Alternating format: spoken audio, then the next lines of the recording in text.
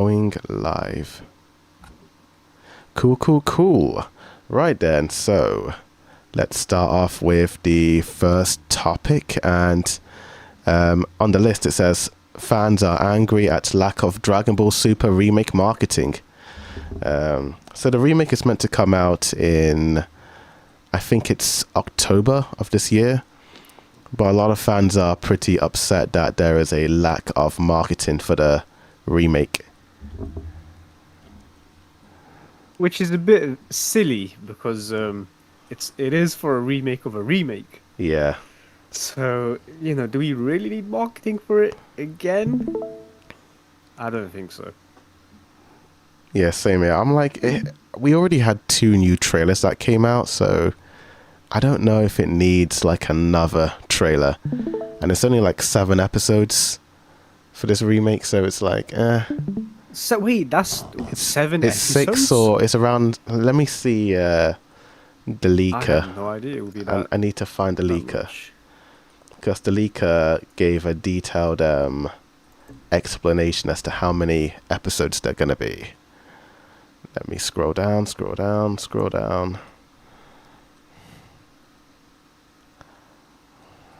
Oh, where is it? Ah, here it is. So, according to them, the Beerus arc is going to only have 6 episodes. And then I think they've also confirmed the Golden Frieza arc, which is going to be 5 to 6 episodes. And then the Universe 7 and 6 tournament, which will be about 7 to 8 episodes. So, they're redoing the tournament arc? that's what the leakers are saying. Beerus and Frieza are confirmed, but the tournament is still sort of got a question mark over it. Okay. I think, because if anything I would like to see is something part of the actual Super arc series. Yeah. That was like new. That isn't part of the movies. That would be way more interesting than the movies. Because the movies already have their high quality versions. So it's a bit redundant just to remake them again. Yeah, the movies were fine for what they were, Yeah. But I mean, the remake doesn't look too bad. I've seen the side-by-side comparisons and it's really good, But I would have preferred them just to continue the story, Yeah. with this modern animation. But I mean, there's the Moro arc, which is the Galactic Patrol thing that's coming out next year, so... Oh, which I can't wait. That's gonna be epic. That's going to be where I'm really going to be hyped for, so yeah. I don't know what the timeline is for that. Is it going to be after Broly or is it after the Super show? Like, what's the timeline-wise? Yeah. It's after Broly. Okay, that's good then. And before, maybe it's before Gohan and So it's before the CGI movie. Yes. Okay. All right then. Well, that's not too bad. But yeah, I mean, Dragon Ball Super, it's a very peculiar show because when it started, I didn't like it. I didn't like it for a long time until Trunks came back and then they were fighting the evil Goku. And then that's when it got good. Oh yeah, that's when it got good. Yeah, that's when it started picking up. And see, it's like the power scaling is all over the place. But if the writing is good as well, then it doesn't matter about the power scalings. And then that Goku arc is pretty cool, man. I heard some fans didn't like how this arc ended. Bit controversial, yeah. He just turned into like a cloud or something. Yeah. Yeah. I thought it was fine for what it was. Had a really cool sequence. There was like one specific action sequence which went viral. See if I can try and find it. Yeah, here it is. It's this scene right here. Don't know if you can see it on the screen. But it's like Trunks versus Goku Black and Zamos. It's like this one-shot animation sequence which just keeps going and going. It's pretty cool.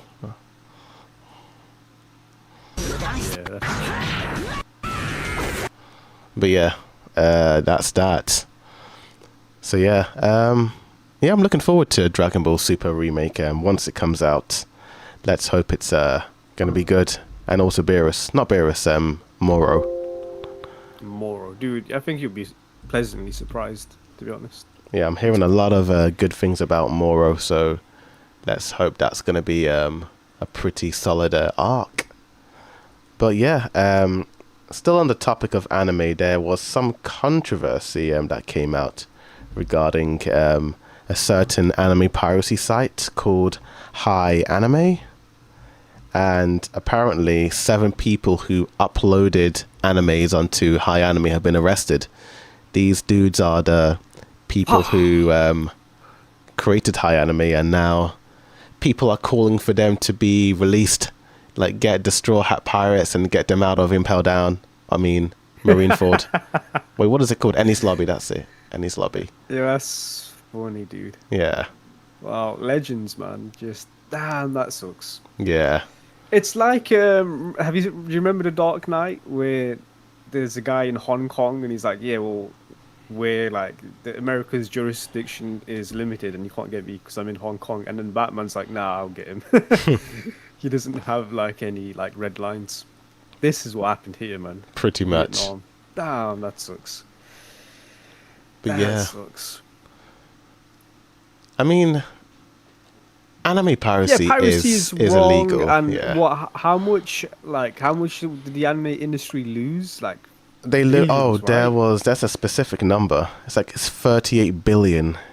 38 billion, yeah. It was some ridiculous number like that, and I'm like, well, yeah, because of these websites that are out there. But it's like, not everyone can afford like 4 different subscription services, you know? Mm-hmm. And not everything is in one, platform, and there's no other choice but to go to these websites. Yeah.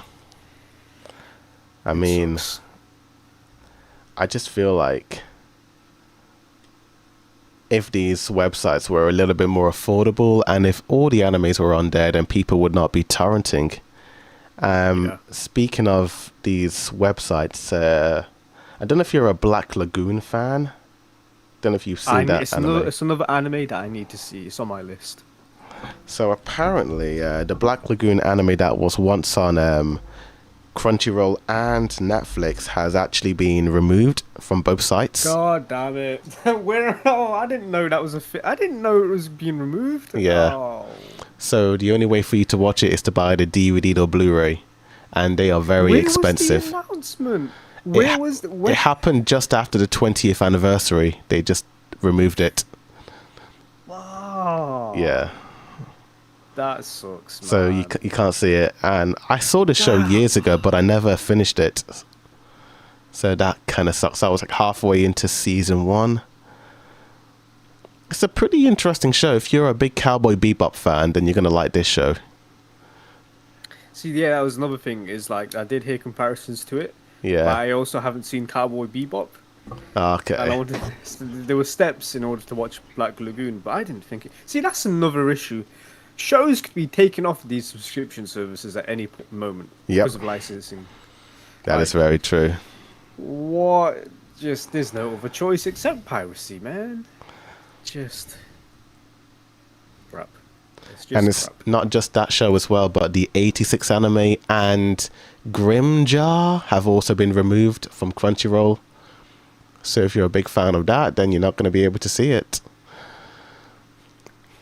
And here's another thing as well. Even if you buy these box sets, right, and let's just say you own a PlayStation 6 or whatever that new PlayStation is going to be, it's not going to have a disc drive. No. So you'll need to buy a brand new DVD player. Which is funny because it might just bring back the DVD industry if Sony does follow through with its digital-only PlayStation. Yeah. Which I think is going to end up being a handheld anyway. That's why they're going with that push.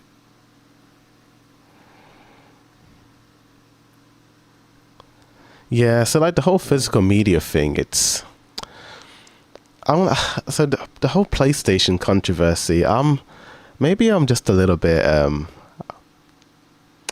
I don't know, like just the whole like controversy and the outrage that there's no the outrage is just coming from people. There is like legitimate concerns, obviously, but I think that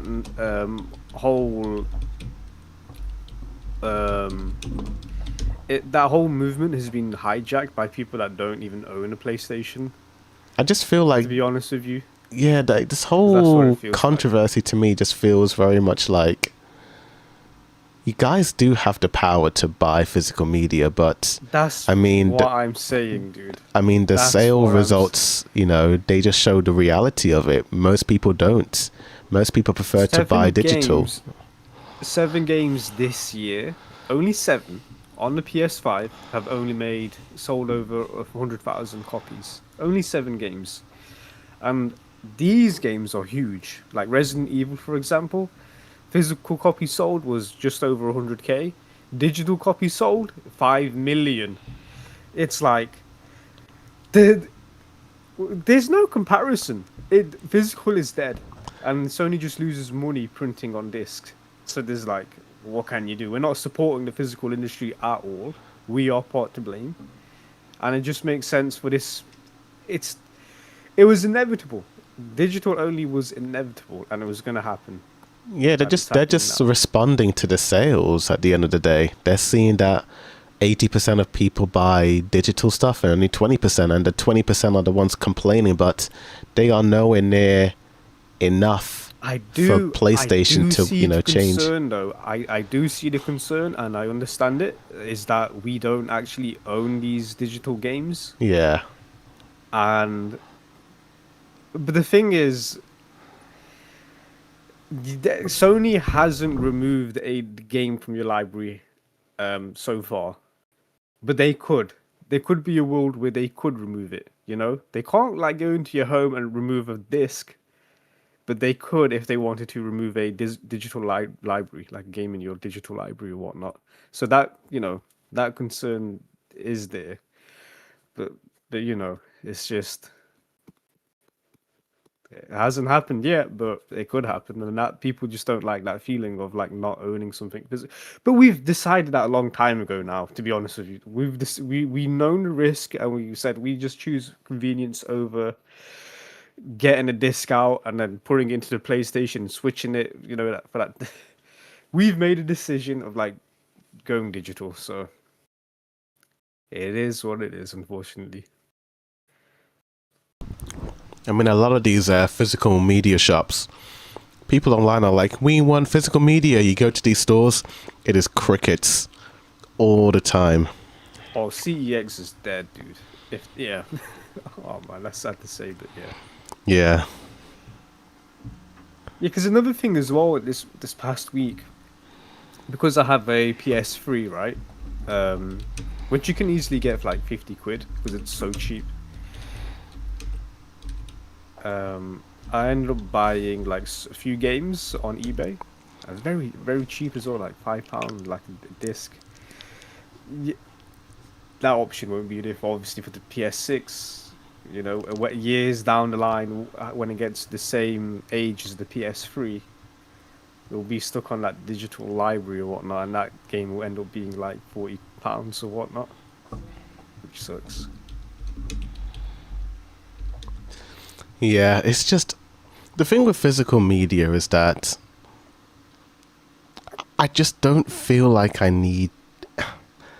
It's kind of hard. It's like I get it, but how many times is someone going to go back and replay that same game over and over again?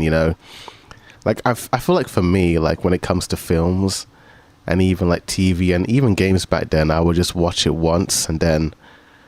I mean, back when I had time, I would go back and rewatch things over and over again, but I feel like the older you get, you don't have time to go back and rewatch things over and over again unless it is absolutely goated, Yeah, that's true. That's another thing as well. Like, if people just go forward with the times, you rarely look back and play your old games. That's what I am these days, at least for like movies and TV shows.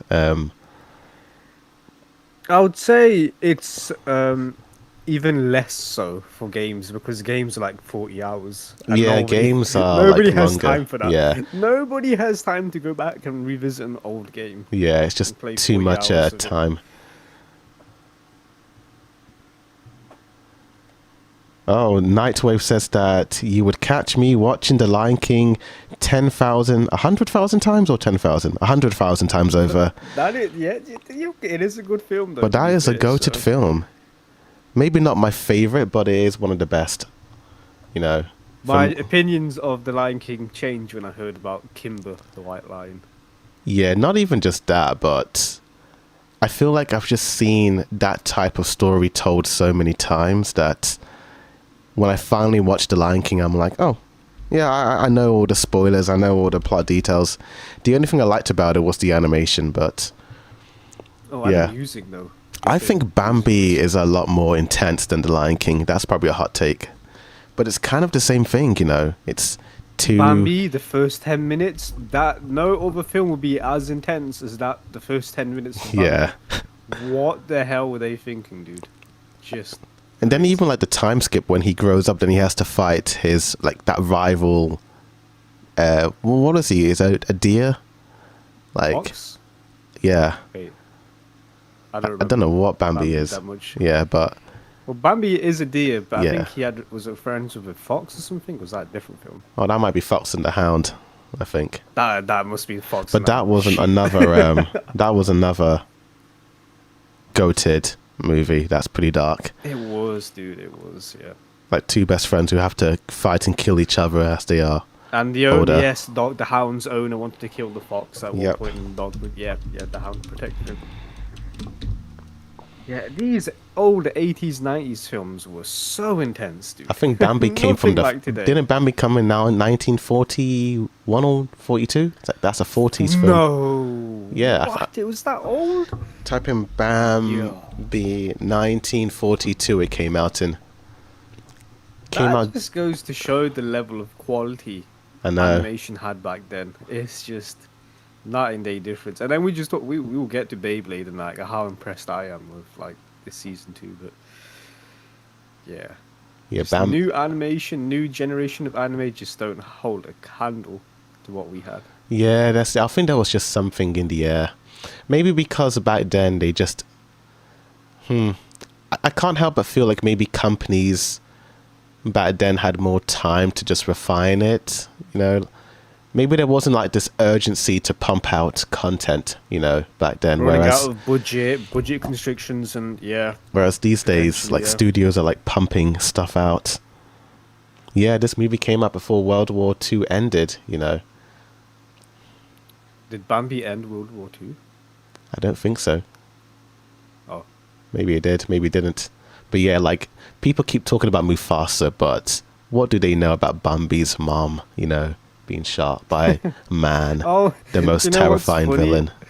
I watched the video ages ago, and it's this guy going to like a Comic-Con, and he was interviewing people who was like dressed as Disney villains, and there's all the like classic Disney villains you would see, right?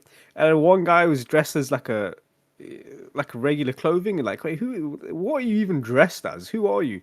And then he's like, I'm dressed as the hunter who killed Bambi's mom. Just very dark stuff, man. It's just very funny. Disney were really dark in the old days. If you go back and watch all their older films, like I would say movies pre maybe 1999, 2000.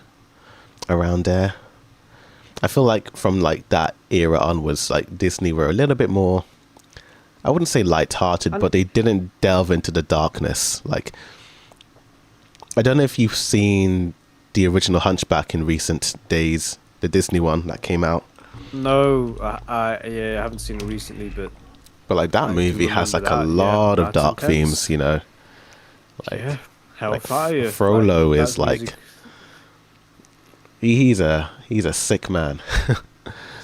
Sick dude. Yeah, but that's that, you know. It's themes that you'll never see revisited. No, like even Disney don't promote this film on their YouTube account. You cannot find the Hellfire song on their account. They have completely like that song. That song was good. I mean, you can watch the film and the song is in there, but when you go to their YouTube channel and they show like their songs, like Let It Go and all that, they don't have it there because it's a bit too dark for children, you know. Like, I don't think kids should be listening to a middle-aged man talking about damnation and temptation and lust and hellfire and being burned into the pits of the underworld. Because now that you think about it, it was pretty crazy. Yeah. Like the imagery you'd seen as well, like, God, the song was good, but like when you actually look at when you pay attention to the lyrics and then seeing the visual scenes, I'm like, oh, crazy. It's a pretty haunting movie, but I like it. Yeah. But that's Hunchback of Notre Dame. But that's that. Going back to the anime side of things, I mean, this is kind of considered to be anime. I don't know if you can count it, but Avatar. So many updates in the last few weeks and days. But I managed to finally watch the film. It came out this morning on Paramount Plus. It did? Yeah, it did. Okay. This morning. I'll need to watch it as soon as this podcast ends. Have you not seen it yet? I need to get on it. No. Okay. You've not seen it. Okay. I just assumed you saw the leaked version. No, I held off because I did feel bad for the animators. Yeah. Like I don't want to ruin it. But I didn't know. I had no idea it came out this morning. Yeah, it came out this morning. But it makes sense because this was like the Avatar week, right? Because we got the trailer for the new series. Like of course the movie came out, and then there's a video game that came out this week as well. So it all lined up. So this is like kind of their big Avatar week, which Avatar has never had that much love before, to be honest with you. It is in the step in the right direction, to be honest, for this IP.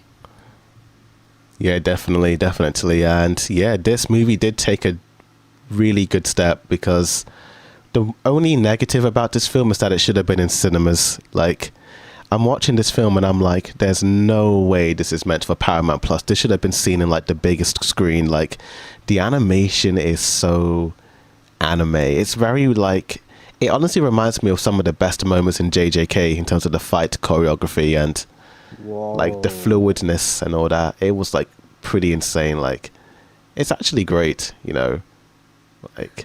How are the voice actors? Okay, so I know it's not the same ones. It's not the same ones. I will say this. I think the best one was Katara. Katara, Sokka, and Toph do sound more like how they used to sound. And even Zuko to an extent. Aang is, of course, he's older. He was like a child in that first one. I feel like they're all doing a good job to capture the tone. But you will notice the difference. Being voiced by Dante Basco? No, it's Glenn from The Walking Dead, the Invincible Boy. What? Yeah. Ain't no way it's Glenn. It's Glenn. It just says in the credits, Stephen Yen as Zuko. Stephen Yeun. Oh my god. Yo, what? That's Glenn. Glenn boy? Because, okay, I'm going to admit something here. I did watch 2 minutes of the leaked Avatar movie, okay? I hold my hand up. I did, alright? Just 2 minutes, not the full film. Just 2 minutes. And it was a scene of the whole crew speaking around this mysterious guy. And when they spoke, I had no idea that was Stephen Yeun. No idea it was Glenn. That's actually impressive. Yeah. What the heck? He did a good job. Like, it's like a more mature version of Zuko. Like, all the cast, I feel like what's his name, Sokka and Toph feel more like how they used to be in the original one. They are the only ones that haven't really changed. But Aang is a lot more mature and grown. He still has his quirks, but he's more grown. Zuko is much more grown as well. Katara was always mature in the original one, so I can't really say that she's grown up, because she was always grown up. Even in the original show, she was very mature. But yeah, I feel like it's the same cast, but they're just a bit older, Are these the same writers as the original Avatar series? I have no idea, but it does have the same vibe as the original show. It still has the same vibe. It's it gets pretty intense at times, but it's still that Avatar Last Airbender show. Like, what you remember from the show is kind of captured in this film, and I think that's good praise. I think it's the best animated film of the year, in my opinion. Like, whoa! Like, I feel like there's no other film this year that has made me go, "Wow, this is actually great!" Like, oh, do you know what? Could it win an Oscar? Is that because it's not in cinemas? But they did a limited release in New York City, but I'm not too sure. Do they need a wide release to qualify it for an Oscar? I'm not too sure. Because what is the main competition? Because what is it? Toy Story 5? That's Toy Story 5 that's come out. There's the new Laika film that's coming out by, the same makers of Coraline. They're making a film this year. The new Shaun the Sheep film is coming out this year. What else is coming out? Oh, Goat. The Goat movie. Oh, that might actually be neck and neck with Avatar. I probably liked Avatar a bit more just because it's all hand-drawn animation, Yes, of course, yeah. Oh, I hope it wins, dude. Yeah. If it wins, Paramount is going to be pumping out Avatar movies and series. And stuff. I mean, speaking of Avatar series, there's a new show coming out called The Seven Havens. I don't know if you've seen the trailer for this one. For the Seven Heavens, but yes, Seven Havens. Yeah. Yeah, I have seen it, and I am all in, dude. It looks awesome. There's a lot of controversy. Like, there are people who aren't a fan of the art. They say it's a bit too childlike, and people are hating on Korra again because she's done something to cause this post-apocalyptic world.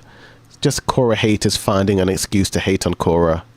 But yeah, at least the story is acknowledging Korra as as an antagonist in a way. So I might need to go back and watch Korra, to be honest with you, because I've only seen season 1, which I liked, and then I tried watching season 2, and I didn't like. I found it very boring.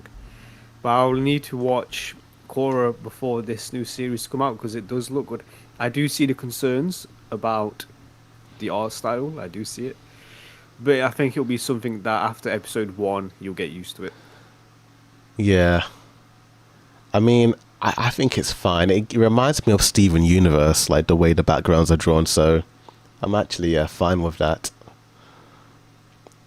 Oh yeah, sad news for Steven Universe fans. If you're a fan of Pearl, there are evidence that she has followed certain,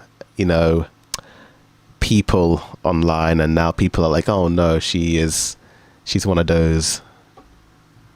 She's the MAGAs. Oh no. Yeah, which is very ironic because if you've watched Steven Universe, Pearl is one of the most she's the exact opposite to that, Who is the voice actor for Pearl? Dee Dee something. What's her name? I don't even know her name. Voice actor. Oh, Dee Dee Magono Hall. You just type in her name and that 4-letter word, and yeah, I'm sure it'll come up. Okay.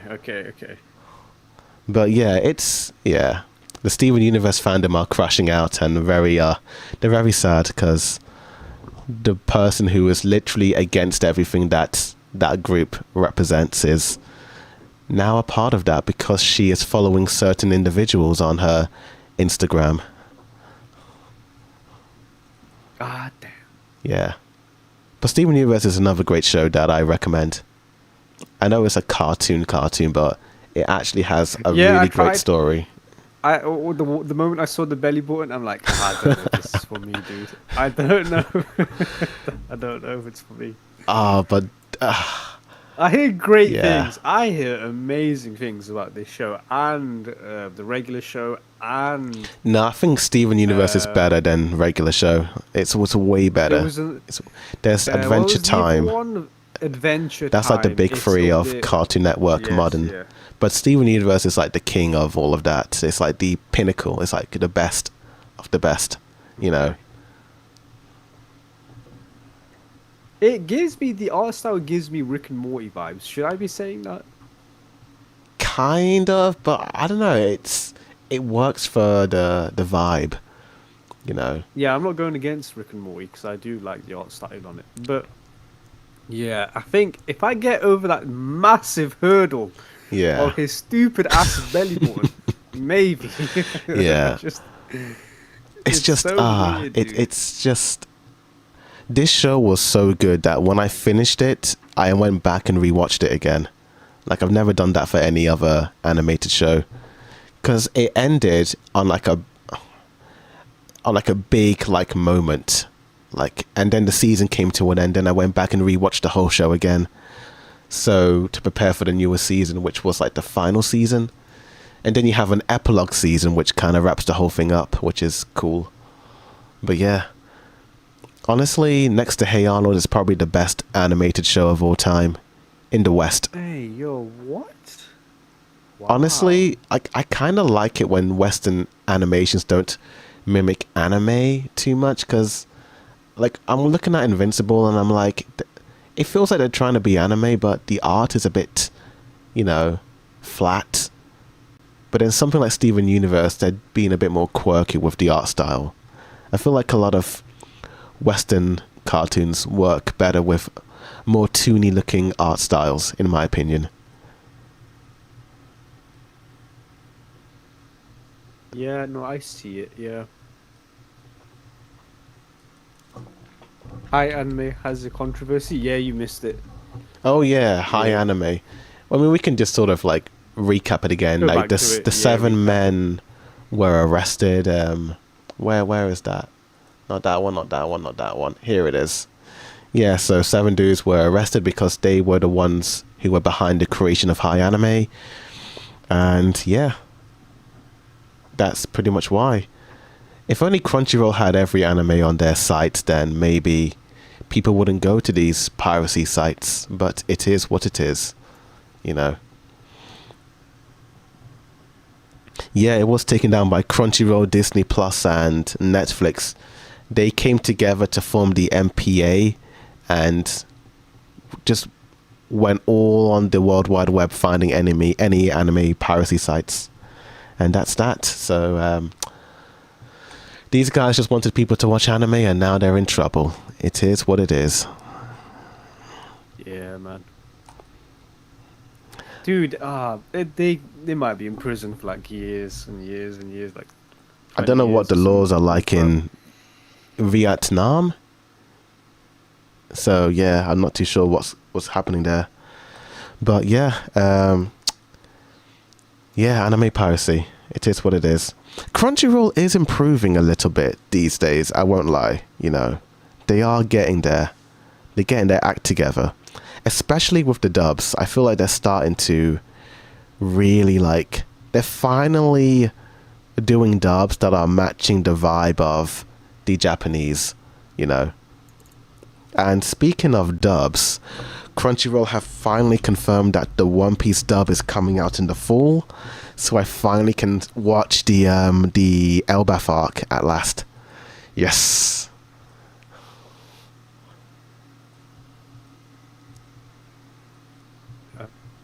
Because you've had high praise for the One Piece dub, right? Ever since, yeah, honestly, the Wano arc onwards, they have just been on a roll with the dub, to the point where I'm starting to prefer it over the sub. It's just. This after the Netflix deal, right? Where Netflix had the rights to air One Piece? They must have been like, oh, do you know what? Now it's on here, we have to step up our game. Maybe because this was around the time when Gear 5 was coming out, the live action was coming out. I don't know what was going on in Crunchyroll, but they just started to really go crazy with the dub, to the point where I'm starting to prefer One Piece in dub. Now I'm do I want to go back in the sub? I just prefer the voices now in the dub. You know, they just hit a little bit harder these days. Yeah. Although sub is still fine for what it is, you know.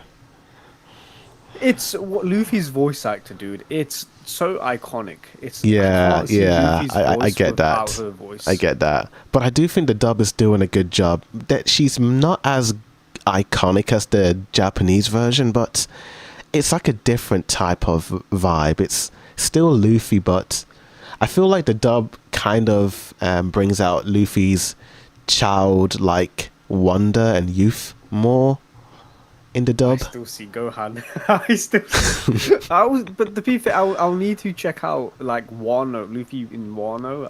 Elbaf. So I feel like they deepened his voice a little bit in the Wano arc. You know, like the moment that arc starts, he's like, "Hey, Tama." It's like, well, okay, Luffy's sounding a little bit older, because it was a little bit more like a bit like how Naruto's voice is. It's a bit not raspy, but it's 60 packs a day. It's very like that, you know, raspy. But I feel like they kind of had to slightly, you know, dial that back a little bit, and it's not too raspy, you know. It's a bit more bearable. Yeah. Gohan from Kai. It's the same. It's Colin Clickenbeard. She does Urza Scarlet from Fairy Tail as well. Same person. Yeah, do you know what? I've only seen this character voice boys. I haven't actually listened to her Urza voice. Her Urza voice does sound more like a lady, but when she screams, it sounds like Luffy. It's like imagine. The moment she's shouting, it's like, oh, that's Luffy coming out. But yeah, like that is probably the only controversy that I've heard. Like some people are very like mixed on Luffy's voice. Like there is a video on YouTube which is comparing the sub and the dub of Luffy singing, and people are like, damn, Luffy's voice sounds horrible. It sounds so sore. It sounds raspy. Get Luffy a drink, you know, to clean that throat up a little bit. But I kind of think it's not as bad now, you know. I just saw it as Luffy going through puberty because he was 17 in the pre-time skip singing that song. But yeah, late bloomer. Yeah, late bloomer. But yeah, that is the dub. It's coming out, and I'm gonna watch it when it eventually arrives. Okay, when is it here? It's the full season, so I'm guessing it's October. October, okay. Do you know how many episodes we're currently at with the Japanese dub for Elbaf? Isn't it like 15 episodes, I think? 15 episodes. Let me have almost past halfway. Quick. How many episodes? Past halfway. How many episodes of One Piece Elbaf arc so far? According to Google, there are 14 episodes so far, and 26 are the total number of the Elbaf arc for the first 2026 block. So we are halfway. Okay, that's good. I can't wait to watch Elbaf. I'm seeing some crazy spoilers in the manga side of things as well. Fortunately, I've not seen anything except for the Shanks thing. I saw like an image of Shanks. That looks different. But apart from that, nothing. Fair enough. I'm not even looking up anything One Piece related. Nothing One Piece related. And then like boom. Damn. It's like here's something from the latest chapter. I'm like, no, I don't even want to look at anything with the chapter. Just show me like a spoiler from the anime or something. I see more spoilers from like the anime, but never the manga, you know. It's always the manga, dude. It's crazy, man. Like the last final like panel of the manga, like, come on, dude. I'm not gonna be seeing this in years. And you're showing me? I've probably seen more spoilers for Demon Slayer than anything else, if I'm being honest. Like, I know who's going to be fighting who in the next film, and I would rather, to be honest with you, I would rather see that than what I'm witnessing in One Piece, because it's insane, dude. It's so insane. Just damn. Nightwave says, has anyone noticed how in the One Piece remake, when Luffy does his punch, it looks similar to Midoriya in My Hero Academia? The which studio? The remake. It's like towards the end of the trailer, he's punching the Sea King. Oh, I've never noticed that. And the way he punches, the animation looks like Deku when he punches, using all for one, one for all. I guess it kind of looks similar. Fame. Yeah, I can't say I have noticed that, to be honest. I'll just pop it up. Yeah, I mean, that does kind of look like Deku doing like, one for all, full cowling. like right there. Full smash.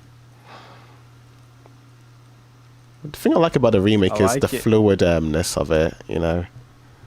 I'm hearing the sound effects when that punch like winds up like. Yeah. But yeah, it is very My Hero Academia-ish. But that's that. But yeah, I love that shot so much. Oh yeah, that's a nice scene right there. Remake is looking cool. Well, beautiful thing about Netflix is that you're just gonna get every single episode at once. Yeah. Unless, sorry, I dropped the mic then. Unless you're called the Steel Ball Run, then it's not, which is crazy. That's like the first time Netflix has ever done something like that, where they just released one episode and then you just wait for the rest of it. Pretty much, yeah. I don't know why, but I mean, it looks like it's working in their favor. A lot of people are hyped for the new episode. Good, yeah. And I've of course seen part 3 of JoJo. It's actually it's a good season. It's actually it's really cool. I thought I watched all of JoJo, but I didn't. You know, I think I dropped it like years ago and I just forgot about it. And so far, it's like extremely good. I wouldn't say it's extremely, but I think it's very good. Like at least part 3. I think part 2 was a bit underwhelming, but part 1, part 3 are great. Part 2, I think the reason why I didn't like part 2 because back then I was sort of watching an episode here, then taking weeks to watch the next episode, and I just kept dropping it, you know. So I was just not. They didn't have a smooth watching experience with JoJo. I think that's why I felt a bit more negative towards it, but now it's good. It's good. Fair enough. But yeah, with JoJo out of the way, we do have an update on the Naruto remake. Destin Daniel Creton explains that they are going to explore Naruto's emotional journey, Naruto's trajectory, his feelings for being an outsider, the feeling of having an ugliness of a monster, or some part of you that you are ashamed of, and then coming to realize that the part that makes you unique, that gives you your power. Which worries me a lot because the Naruto I remembered in pre-time skip, he had no idea about Kurama or why the village hated him, you know? So it's an interesting angle to go with.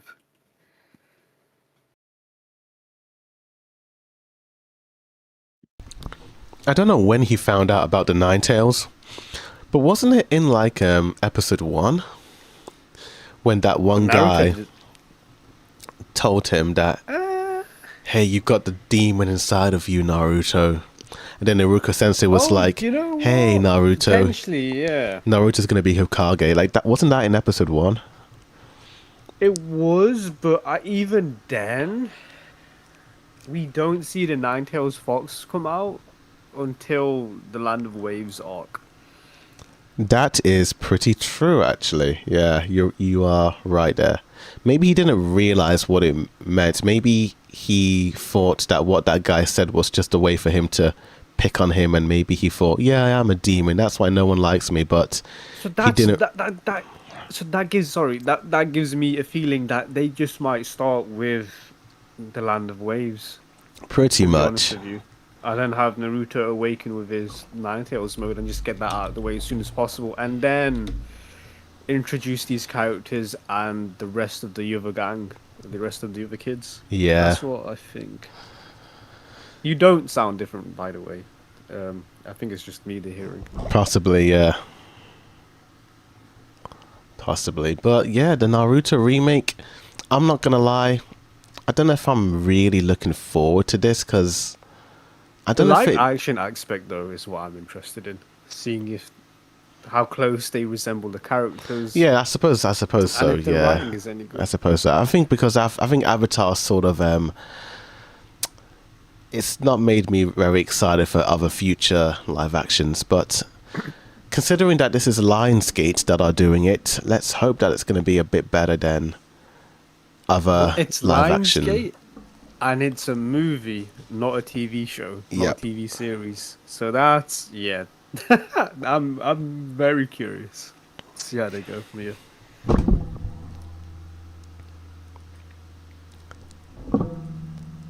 But on the topic of Naruto remakes, I don't know if you've heard this. I think it was news that came out months ago, like many months ago. Yeah, there's involving, like 4 episodes for 2026. Yeah, there's that one. But there was also another update regarding that. Let me find it in the search bar.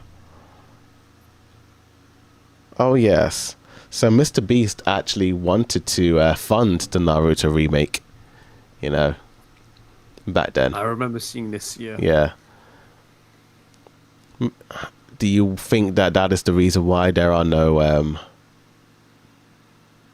updates regarding the Naruto remake? Because he's sort of doing his thing. No, that's not how production works, unfortunately. Yeah. But I do find it funny though, because in his videos that he releases, when you switch the audio dubbing, if you change it to Japanese, it's literally the Naruto's voice actor or actress that's dubbing his voice, and I find that very funny. Interesting. So he's got the money to fund Naruto if he truly wanted to, you know. But yeah, no, I don't think we're not hearing it because of this. I think because it'll be Studio Period, right? That would be animating it. That's right, yeah. The rights, the animation. I think they're just working hard with Bleach and trying to get that out the door. I think that's it. Bleach and Black Clover. Like, those are two big heavy Bleach hitters. Black Clover. Yeah, two big shows. We're going to see more of that first. Yeah. So, yeah. Let us see what they're going to do. Looking at a remake of Naruto, could you ever imagine a remake of Attack on Titan? Because they did that, I think, 10 years ago with a Japanese cast. But it wasn't that good. When you say remake, are you talking about a live action? Yeah, live action Attack on Titan. I did hear about unfortunate news about the Eren live action actor did pass away. So there was sad news. That was like 10 years ago actually, 2015. Yeah. Anything involving massive CGI creatures just never looks good on screen. Yeah. So Attack on Titan will be really hard. With Naruto doing anything to do with the tailed beast is going to seem insane to do. And the same with One Piece when it finally gets. I think they did an okay job with the giants, but it did look a bit iffy here and there. But we're just going to see more crazier stuff later on. But yeah, I think it's nearly impossible to get it right when it comes to giant figures. Yeah, they tend to look pretty ugly when you see them in full CGI. So Nightwave says One Punch Man Season 3 will get a remake, we just don't know when. I don't know about that. 2 more frames in episode. 2 more frames. It is still pretty disheartening that One Punch Man Season 3 just, flopped in terms of its production quality, the artwork, It is what it is. But man, for it to be one of the lowest rated shows on IMDb is actually insane. I don't know how the studio can just continue the same production. They are pretty much ruining their reputation, essentially. Pick says, hey, have you seen the Blu-ray for episodes 11 to 12 for JJK? No, and I don't expect there are any changes in that Blu-ray. I don't expect to see any changes. The Blu-ray sales for JJK are pretty low, actually, I think when season 2 came out, they sold 26,000 copies in the first week. But for season 3, they managed to only sell about 3,000 copies.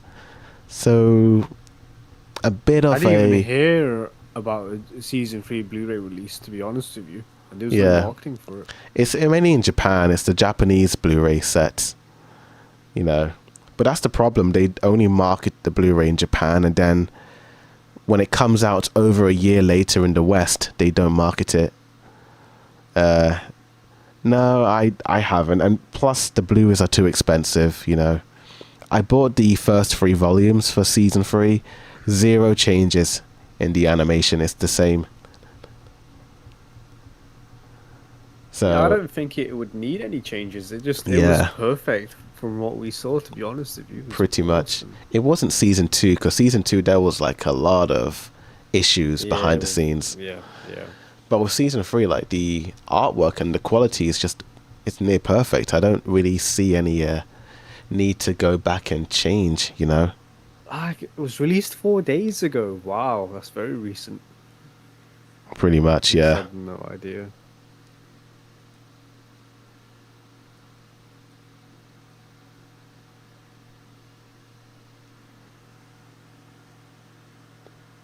Yeah, very expensive indeed. It's like, what is it, £60 for only 3 episodes?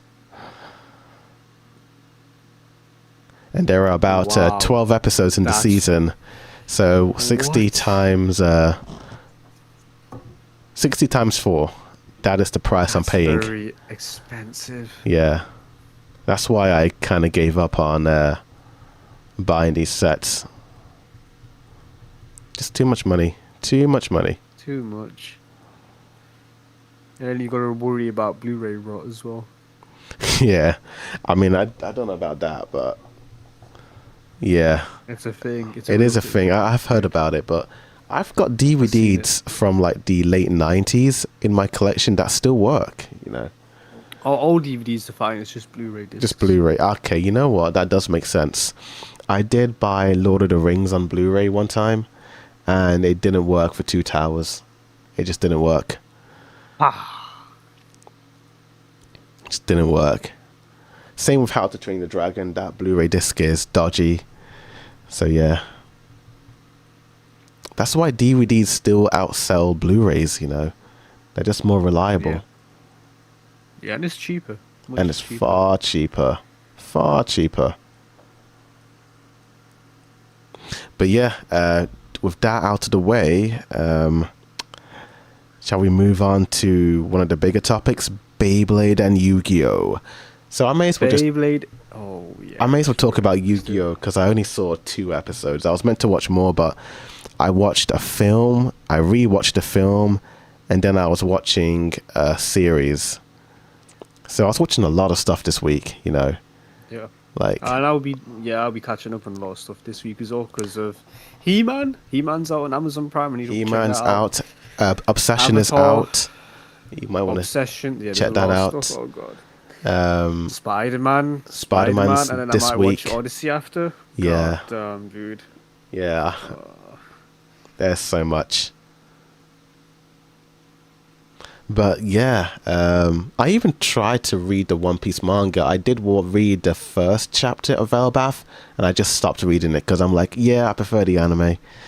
It's nothing against Oda's artwork, but go on. Nothing against Oda's artwork, but I just find it a little bit difficult to follow what's happening.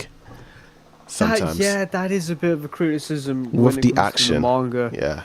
It's sometimes you don't know who's speaking. Yep. Or where the speech bubble, like when the conversation begins. There's too much happening on a single page. Yeah. It is an issue right now where Oda is just cramming so much on a single, panel, and it could be overwhelming at times. But yeah, that's just like something Oda has to Oda and his editors, I should say, try and fix. Even Isayama kind of had this issue as well when I was reading the Uprising arc and the Return to Shiganshina. Like some of those action panels were kind of difficult to follow. I feel like some of the... It's funny because I feel like the best mangas are the ones that don't involve action. And it's just mainly like a drama and dialogue. Like I think they're like the better ones. Whereas something especially for Attack on Titan, 100%. Yeah, Yeah, Attack on Titan was really tough to get through at times. But I pushed on, and I think it did affect my enjoyment of it, like, years ago, before the final season came out. But, yeah. Nothing will be worse than Hunter x Hunter. Just nothing. Yeah, Hunter x Hunter, I've heard bad things about that one. Jeez. It's just like, he may as well just write a book. Just write a book for that one. Slice of life. Honestly, when the Rent-A-Girlfriend controversy came out, I did check it out, and the way they panel that manga is actually not bad. I think that's the best editing, or how would you describe layering panels in a manga? Paneling. Rent-A-Girlfriend probably has the best paneling in any manga I've seen, even though the actual content is a bit iffy itself, like the writing. It's like the paneling is actually pretty clean for that one. And even I was gonna say Boruto like used to have good paneling. Like I was able to pay attention to what was going on in Boruto, but it's a shame the drawing isn't good. But the paneling is good in Boruto, I think. The artwork in Boruto hurts so much. Yeah. That's not Sasuke, that's just some random dude with his hair longer. That's not Sasuke, dude. People called him Snape. Snape, oh god. Oh, yeah. I see it. For Neverworld called him Snape. That's perfect, dude. Yeah. That's the one good thing about the Boruto anime. They're using the original art style for that. Yeah. See, like if you can get like 100 people unison, like creating the original artwork of Naruto, why the hell can't one person do it? I know. Why can't?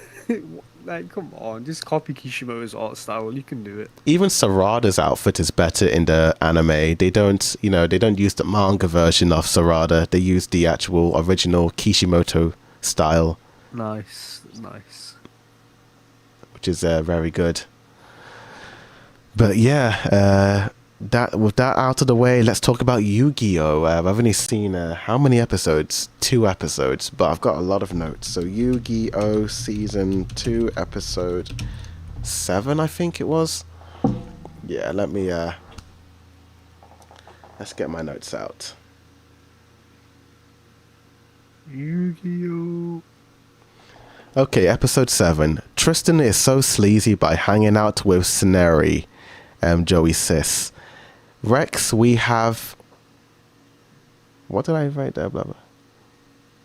Oh, so in this episode, Rex and, all those characters from that island arc, like the blue head boy, they're all back, and I hate all of their voices. It took me out of the episode. I knew Kaiba was rich, but didn't realize how rich he was. He is rich. Dude can afford a blimp. He's rich, dude. Didn't realize that. Screw the rules, I have money is his tagline, dude. Absolutely insane. Rich. Yeah. Bro is just like loaded with cash. What else did I say? The fact that I said that already. The new dual discs look pretty cool, the things on their arms. I laughed so much when the random businessman was like, this Kaiba guy is doing all of this for a card game? It truly feels like regular civilians are just completely out of the loop with Yu-Gi-Oh! And the guy Yugi fights has such a unique face. He looks like a vampire from the Saga of Darren Shin books. The civilians being so confused by the Yugi battle reminds me of how I used to react to the show when I first started, how confused it was. And I still am kind of confused, if I'm going to be honest. The vampires dude's stern statue looks like a Minecraft character. Yugi flinging mystical beast looks really cool. A combo of a bird... Yugi's final mythical beast form looks so cool. A combo of bird and a 3-headed lion. But sadly, the animation is lackluster for such a cool design. Although there was a really cool camera zoom into Yugi as he stares at the Exodus Beast from the Vampire Hunter Man. I must say this episode flew by. I find the Yu-Gi-Oh battles to be more interesting when there is a crowd watching. Episode 8, my Crunchyroll subscription ended and I didn't feel like spending more money on it, so I had to watch the YouTube version. And almost immediately I noticed the difference in video quality. It looks cleaner and clearer on YouTube. Oh, that's funny. That's so funny. The outlines look less jagged and it's just a much better viewing experience. Is this some sort of remastered version of Yu-Gi-Oh? Vampire Man said the Exodus cards are rare. Exodio, that's it. The Exodio cards are rare, so I wonder if there exists a Exodio card that Kaiba may need to complete his ultimate trio of cards to be the ultimate Yu-Gi-Oh douchebag champion. Kaiba really does suck.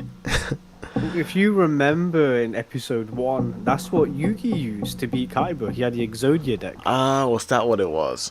That's what it was, yeah, where when you get all 5 pieces of Exodia on the field or in your hand, you automatically win. I see. And then in the next episode, when he was on the boat, the character Weevil, I hate that character. That's it. Makes sense. Dex and Weevil. He throws Exodia off the boat. He threw it into the water. And then Joey jumped in to rescue it. Yeah. And now all of a sudden, this random guy, he has an Exodia deck, these rare cards in his hand, and he's using it. Yeah. And we see how Yugi beats somebody with an Exodia deck. Pretty cleanly. So what else did I say in my notes? But blah, blah, blah, blah, blah. Crowd. Oh yeah, I don't know if this is an animation error, but all of the crowds are watching Yugi fighting, but then there is this one person in the crowd who has their back turned, and they are so badly drawn. Yugi is the GOAT and found a way to defeat the Exodius card. I know the spirits in the cards can't hurt people, but his robot stabbing the Vampire Man looked pretty real, but it may have just been an illusion. Whoever the Vampire Master is, he does not care about his subordinates, just uses them. The leader of the Shadow Hunter group, who was called Maraka, possessing Vampire Man, looked very creepy. The animation was surprisingly fluid there. Interestingly, Maraka wants the Yami power, which is not connected to the puzzle. What power does Yami have? Maraka as a villain already feels more intimidating than Pegasus. Do Joey give Yugi the red-eyed black dragon and that could be the secret ace in the hole to defeat Vampire Man? Who knows? But so far, the Maraka villain guy is a better villain than Pegasus. And that's it. Those are my notes. Are you saying Marek? Marek, that's it. Marek? I'm like, who is this Maraka guy? Oh, you mean Marek. Marek, that's it. That's it, Marek. But that's my Yu-Gi-Oh journey so far. I think this YouTube high-quality version is improving my enjoyment of the show a little bit more. Yeah, I don't rate Crunchyroll whatsoever, man. That's why I'm sticking with YouTube for Beyblade then. Yeah, they've done a remaster thing for that one as well, for Beyblade. But yeah, like the image is so much brighter and clearer. Like I don't know what's going on with Crunchyroll, but their outlines were so pixelated for some reason. I don't know why. Don't know what was going on with that. It's annoying as well. You have to pay them. It's like, what? For this terrible quality, but YouTube has it for free and it's better. And is this the official Yu-Gi-Oh website? Like, I have no idea. This is called Anime Vault. You know. Oh, okay. Anime Vault. Fair enough. But yeah, whatever this YouTube account is, they did a good job at cleaning up the picture. So, well done for them. Well done to them. Nice. But yeah. That's awesome. I mean, yeah, it's only 2 episodes, and I still think it would just get better and better. Yeah, it's not bad. It's pretty good. You know, I'm curious to see where it all goes. You know, and whether or not Yami can recover his lost memories. He feels more like a character these days than like a Yoda. Yeah, he's more. Yeah. I thought he was like a Yoda, but he's not. He's a person, and that's cool. Yeah, he's a real character with like thoughts and feelings and emotions, and yeah, you'll see a lot more. That's very, very good. I like that. Let's move on to Beyblade. So how many episodes did you see for Metal Masters? I seen 5 episodes of Metal Masters. Nice. So you're finally on the first new season. So before we talk about that, what are your overall thoughts on season 1? Just a quick summary on your first overall thoughts. Of season 1, I did find it hard to enjoy the actual Beyblade battles. Yeah. Early on, because it was like just 2 CGI Beyblades just smacking into each other, and that's it. And it was only later when you see the extent of how powerful some of these Beyblades actually are. And it's only Ryuga's Beyblade, to be honest with you. Everyone else was just meh. It wasn't as impressive. Yeah. I didn't like Dark Nebula. Dark Nebula as an organization is just whack. I hope to never see them again. Please, I hope to God they don't show up in season 2, because I'm loving season 2 so much so far. Jinga was hard to root for early on, and I think towards the end, I think I've turned into Hyoma, and I turned into a Jinga Glazer, and I'll explain why in like season 2.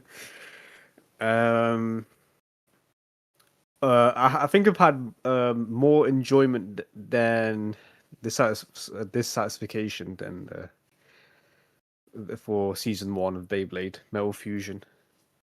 So yeah, more positive than negative overall. Awesome. That sounds great. I mean, I'm a little jealous because you're watching this like for the first time. Like when Metal Masters started, there was no dub. It was just raw Japanese with no subtitles, and I had to go in, on YouTube 360p. Dude, I feel bad for you. Yeah, because the funny thing is, when you did send me this link for Yu-Gi-Oh! Metal Masters, the first 30 seconds, I'm like, oh, is this the Japanese dubbing? What's going on? And then no, it's just the intro. The intro's in Japanese for some weird reason, and then it transitions into English dubbing. But the first thing we see is the new character, which I felt strongly about last week when I seen like a thumbnail image of him, and I'm like, yeah, the vibes he's giving me is the same way I see Yuta in Jujutsu Kaisen, where I see him as a second protagonist in a way. That's what my thoughts were when I seen him. And then he burst onto scene, and then he's claiming to be number 1. He's the best in the world and all this stuff. And I'm like, hold on. You didn't gather 50,000 points. You didn't enter that tournament that everyone was competing in. Mm-hmm. And then I'm like, and then I'm glazing Jinga like I'm Hyoma, like just full on glazing. Like, you didn't save the world and beat this El Dragon guy. You didn't ride on a Pegasus. Who are you, dude? But anywho, I'm that's later on. Yeah. This episode 1, Jinga's a bit bummed out because he doesn't have his Beyblade. His Beyblade's missing, and everyone else around him is having Beyblade tournaments and whatnot. Yep. We transition to his dad and Hikaru. Hikaru is completely out of Beyblade. Yep. She's like, yeah, I'm done. I'm retiring. This shit is too traumatic for me. I don't blame her, because she just gets owned constantly. Yeah. In season 1, she's taken so many L's. It makes sense. That's cool. And then we see. Oh, you're gone. What do you think about Jinga's Ryu Hagane being the president now of the WBBA? That's yeah. So you piece of crap. What happened to that Phoenix persona? Huh? You wanted to be the Phoenix. Oh, but now Jinga's got clout and all this stuff. You wormed your way up to the top. Yep. I see you. I see what you're doing here. Yep. And then he has the nerve to go to Hikaru and be like, oh, can you call me by the Phoenix? I'm like, oh, get the hell out of my here. gosh. Just pick one. Just be the president or be the Phoenix. Pick one. And then we go back to Jinga. And he's talking about, like, he's missed Beyblading. He doesn't have, like, a Beyblade and whatnot. And then his dad speaks to him about, well, actually, the meteorite, there were many different Beyblades created from that single meteorite, and then all of them were like the beta versions, which eventually led into like Storm Pegasus and El Drago. So if you want a duel, you can find these like weaker, quote unquote, weaker versions of these Beyblades, is what I assume, because Oh, they're not so actually that complete. so the whole so like, he kind of explains in this, but like all the bays were based off that legendary bay, but it was way too powerful to control, so they had to make weaker versions of that.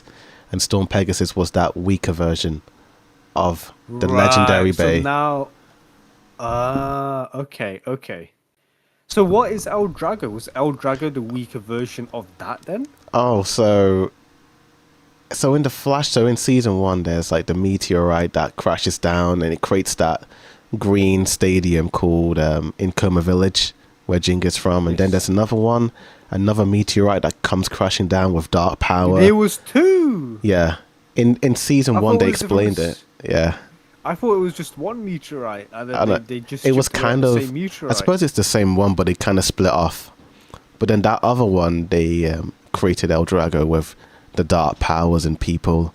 And then they Yeah, made, because I'm pretty sure, 99% sure it is one meteorite. yeah, I think it was that, yeah.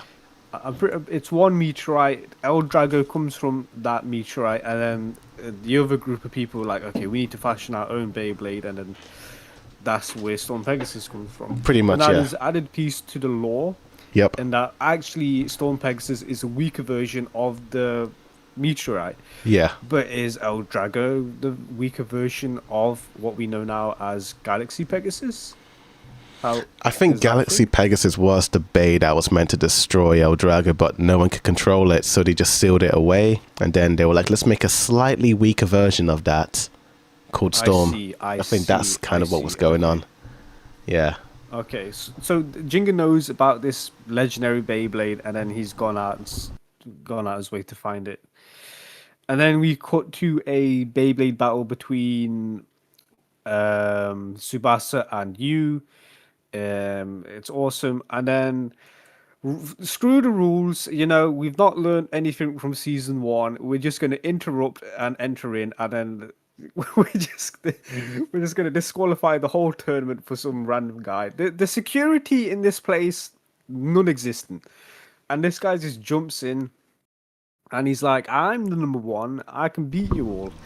And then Subasa's like, "Yeah, I'm not gonna fight you. You're not showing any respect." And yeah, like, who is this guy? You know, you're not just gonna fight some random guy.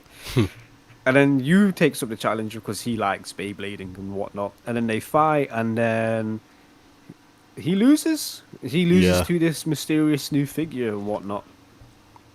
And he's like, "Well, now where's Jinga? I want to fight Jinga. Where is he?" And then, well, Jinga's not here. He's gone somewhere else. And then disappointment on this guy's face. He's like, okay, I'm gonna find Jinga or whatnot. So he just leaves. He's like, I've interrupted this tournament for no reason. I made one of the competitors lose. I'm out of here. Just yeah, terrible tournament organizations. Then we cut back to Jinga. He's speaking to this cat dog human speaking thing. Hoikuto. Yeah, Kuto, and then he's like, okay, you must traverse this dangerous environment to find this legendary Beyblade and whatnot. And we see the Beyblade. It's stuck on a wall. It's like it's fossilized and whatnot. You know, that would have been so helpful against fighting El Drago, but it is what it is. Yeah. So everyone like uses their own Beyblade to just try and break free this mysterious fossilized Beyblade, but nothing would work. So Jinga just steps up as the chosen one that he is, and then the Beyblade started flashing, just like started beaconing. And then Jinga is just transformed into another plane of existence, and then he sees his Storm Pegasus fly towards him. And now this is where I'm a bit confused. So is this Beyblade Storm Pegasus, but they've changed the name to Galaxy Pegasus? Or is it a completely different Beyblade entirely?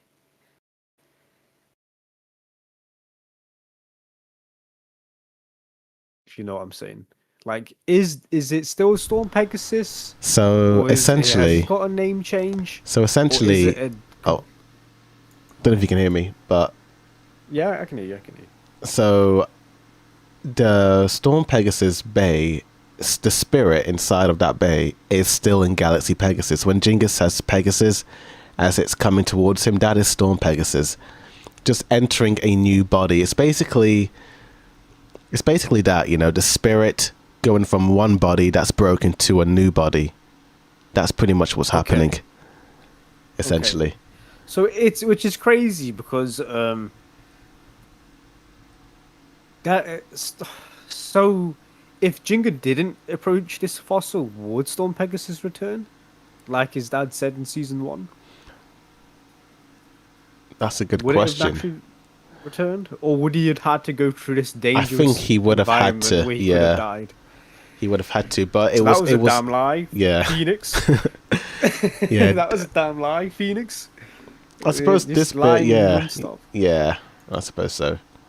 But it is kind of that, you know, it's the same babe, but it's in a new body, essentially. Yeah, no, I get it completely. His essence, his presence is tied all into this new Beyblade. So what do you think about the new Galaxy Pegasus design? Oh, the name itself, awesome. Yeah. Way better than Storm Pegasus. Mm-hmm. Way better. Yeah. But we'll speak more on that Beyblade because at the end of this episode, that the new protagonist shows up towards the end. Masamune Kadoya. Okay. Yeah. Hey, spoilers, we're not even at his name yet. Oh, so yeah, that's true. We get into episode 2, and then he introduces himself as Masamune. There we go. Okay, listen. Before that, we got the new intro, actually. The new theme song. Did you see that? Yes, new. Awesome. Yeah. This new intro is so cool. Mm-hmm. This entire season so far is a step up from season 1. Like, the budget's increased, the music's increased. Yeah. Voice acting, surprisingly, is better. Jinga is unironically funny. his like the line delivery and like the screeches that he does, like like it's so funny, dude. Yep. I love Jinga a lot now. I think because he has the switch has happened. I think it's because of Masamune. He having another character who's a bit hot-headed, a bit like him, but he's kind of like the opposite to Jinga, where Jinga's a bit more humble, whereas Masamune is like, let me show the world who I am. You know, he's very much loud and proud, so maybe Masamune brings that out in Jinga. That's kind of how I see it. Another thing I forgot about this dude.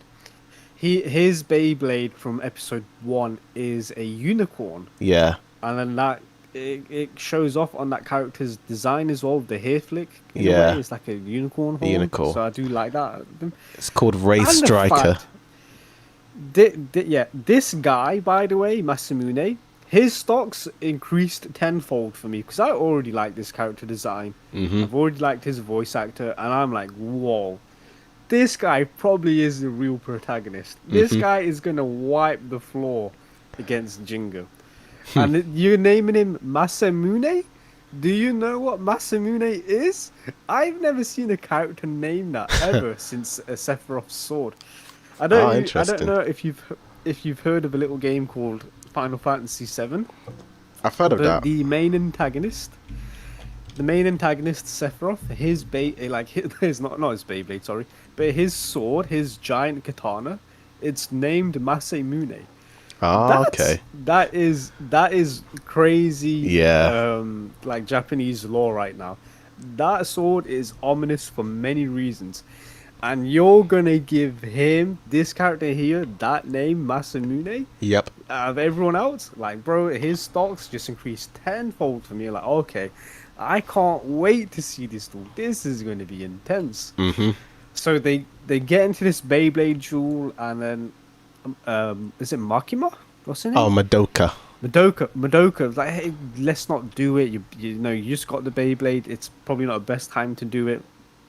And she was right, because in a Pokemon situation, Ash Ketchum, his Charizard was too overleveled for him, and it would not listen, it would not obey.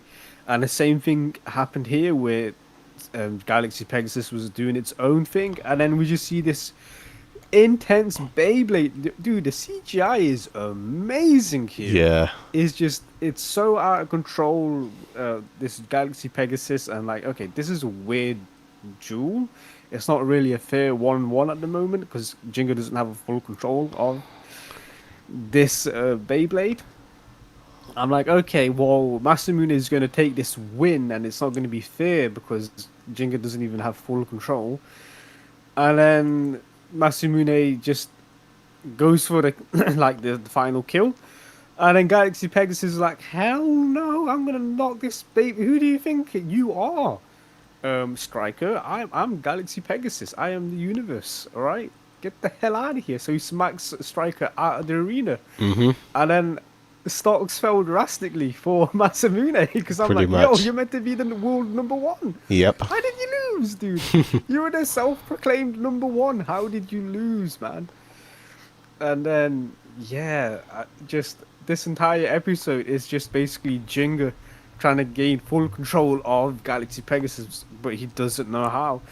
And then every corner, the stocks keep lowering from Masamune. He just shows up, I want a duel, and then he loses. And he keeps losing. He keeps losing, dude. He doesn't give up. And in the background, we see this weird figure with a ponytail as well that just shows up now and again, but we don't know what his story is. Oh, yeah. But, dude, Masamune, what could have been, bro? You named Masamune and you're losing, dude? Oh, come on. Initial thoughts about this character, right? Mm-hmm. And this is going to sound so stupid, right? But this is what I initially thought. Mm-hmm. Like, he's calling himself the world #1. Like, he is the best Beyblader or whatnot.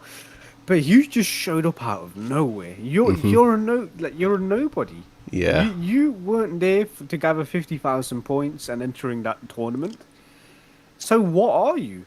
And my initial thoughts was like, he could be the reincarnation of Storm Pegasus or some stupid thing like that, or El Drago. And then as episodes gone by, I don't think that's the case. But my initial thoughts were, yeah, what if these like legendary Beyblades, like these the spirit of the Beyblade or whatnot, actually become like real people? But it doesn't make any sense because why would a Beyblade control another Beyblade? That just sounds so stupid. So I don't think that's the case. And then we see Kenta like stumble upon Masumune's hideout where he's training. Mm-hmm. He's training hard to be Jinga, and then he sees like the fire in his eyes, like, oh, he can actually beat Jinga. So they have another duel, and bro, the CGI, it's so sick. Yeah. Both of these Beyblades have like these aura around it, like a blue aura for Jinga's Galaxy bit. Yeah. Dude, that's my favorite so far. The Galaxy Beyblade, awesome. Yeah, it's sick. And then Masumune's Striker Beyblade with this green flare aura just chasing around it, trying to fight it. And then Masamune just tactically outsmarted Jinga. See, that was another thing. My issues with the first season. Mm-hmm. The first season of Metal Fusion, Jinga was fighting a lot more tactically, but when he unlocked his special move, that's all he did towards the end of it. Special move win, special move win, special move win, and it got a bit boring. Here, I'm happy to see Masamune like use tactics and then like smash. Have Galaxy Pegasus smash itself into the side and it gets surrounded by dirt and lose. And then that upset Jinga so much where he's like, oh hell no. I just lost to this like poser. This guy who's calling himself the #1 Beyblader or whatnot. I can't let this happen. And then all of a sudden Masamune is like, well, the reason why you lost is because you can't control your Beyblade, duh, like obviously. And then all of a sudden that just clicks, and then for some reason, like their bonds grew, and then now Jinga controlled Galaxy Pegasus, which is a bit weird because he didn't really do much. And now Jinga's like, all right, let me just summon this bit. Dude, he summons Storm Pegasus. Sorry, he summons Galaxy Pegasus again. And I'm like, whoa, are you gonna go? Are you trying to kill Masamune there? Because Masamune doesn't have his Beyblade out at the moment. What are you doing? And then Madoka's looking at her like tablet, and the reading is off the scale for Jinga's power level. It's like maximum level. This is insane. And also another thing, these Beyblades are so powerful it's causing explosions. By the way, it's actually insane. Yep. Somebody's gonna die. Somebody is legit gonna die this season. That's my prediction. Somebody's gonna die this season because of like how powerful these Beyblades are, like going around and crap. And then at the end of this episode, Jinga has full control of Galaxy Pegasus. It looks like, but now he has to suffer having this L against Masamune, which is a bit jarring. And then that mysterious character shows up towards the end of it. Episode 3. We see. I think that was an end credit song as well that played. Did you like that one? Oh, to be honest with you, I just wanted to see more. I couldn't leave on a cliffhanger. To be honest with you. Like these episodes, it's so good. It's so good. Yeah. So much better than season 1. Dude. This is like such a step up in like a massive amount of way. Yeah, it really was. It really was a massive step up. Then we get to episode 3, and then I found this scenario to be the most stupid thing I've ever seen in my life.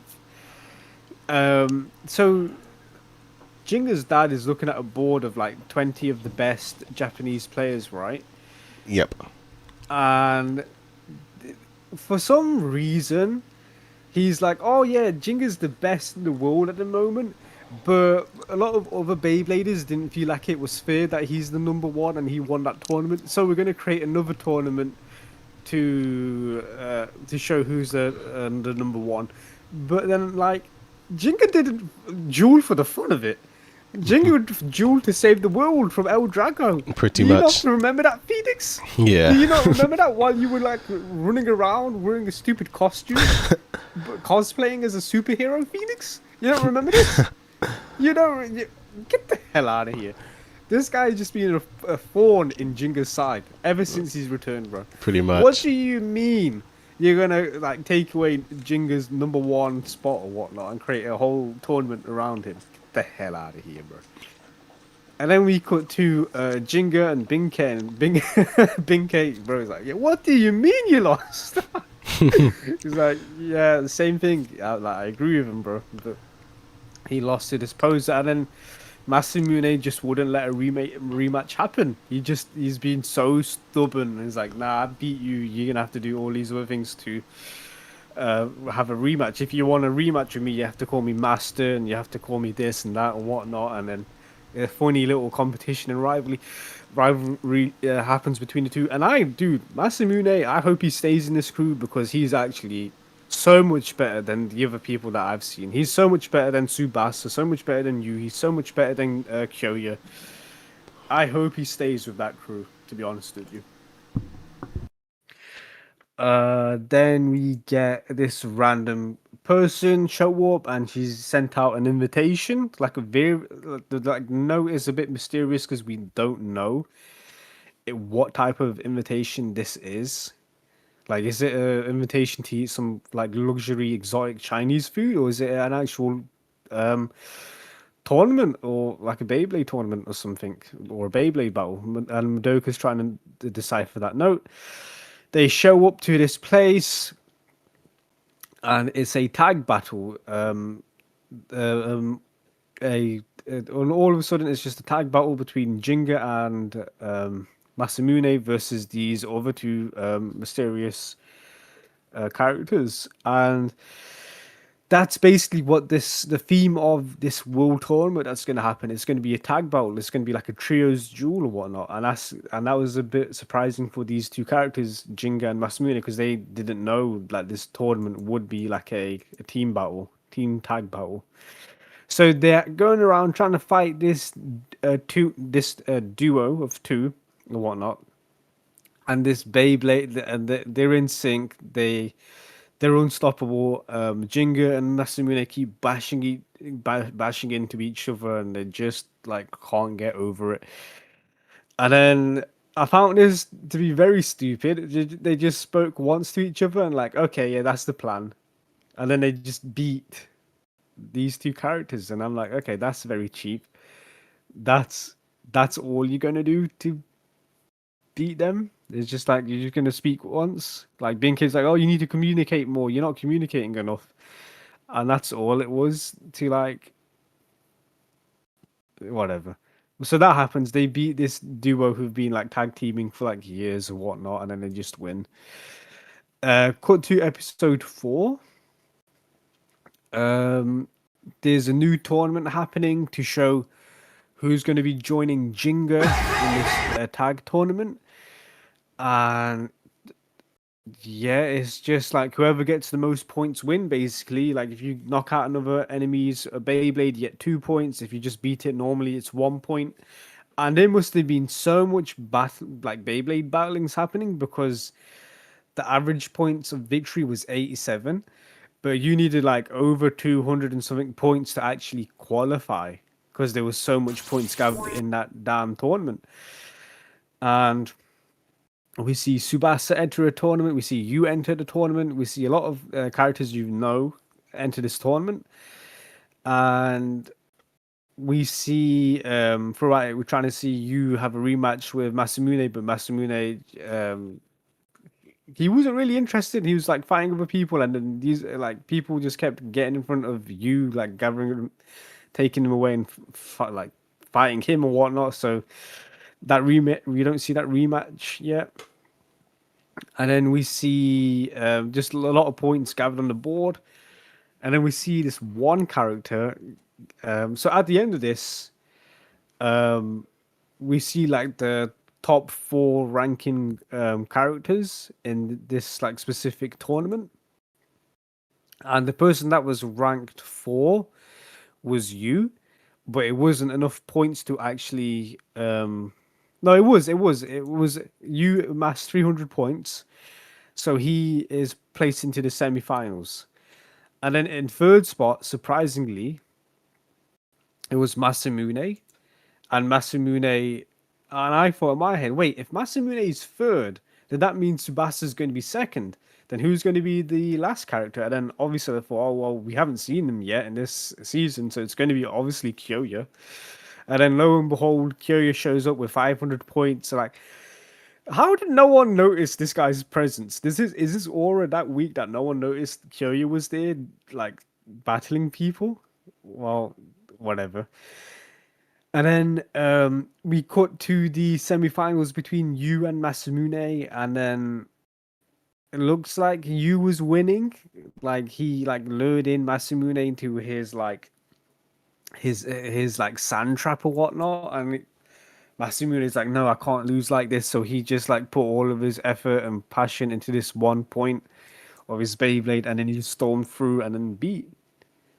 He just mashed up and beat you, and you wasn't heartbroken over it, but you was just happy like you got to have that jewel.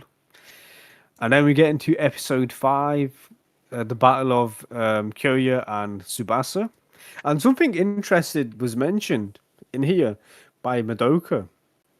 Madoka said that these two characters have never had a 1v1 before. And then I thought to myself, and that's true. These two characters haven't. Yeah, that's right. 1v1. Never. It's the first time. It's their first time having a 1v1, and then they both like had their own little montage or whatnot of like how they've gotten stronger or whatnot. Well, actually, I'll just say Kyoya does, and he's like climbing mountains, wearing like weighted gear, like he's going overboard. Yep. Basically to become stronger. So he's entered the tournament looking like a hobo with like ripped clothes and whatnot. And then the battle happens, and Kyoya is just way too strong. He's slamming into the side of the stadium, like they're literally destroying parts of the arena like El Drago used to do. It's just like he has gotten so much stronger. And Tsubasa couldn't take it. Like he's clearly losing, and for some reason he goes evil because he was losing in a Beyblade match. And then you'd think that the tides would turn, but like no, you didn't climb a mountain with weighted gear, Tsubasa. That was your mistake. And overall, Kyoya won because it just, you're not going to have a character show up, have 500 points in that little tournament, and have him lose the next episode. That's not going to happen. So Kyoya's through. And so who's joining Jinga in this world tournament will be him, Kyoya, and Masamune in this world tournament. And I do find it funny that they keep calling them the Japanese team because they don't look Japanese and they're voiced by Canadians. So that was a bit trippy. And yeah, that's where I'm left off, basically. Yeah, so far so good.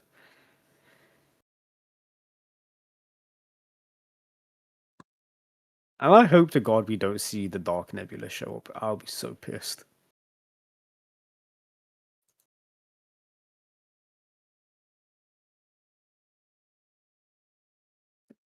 It's a good watch. What would you say your theories are for the new season? So it's just this world tournament that's happening. It's going to be a tag battle. It's going to have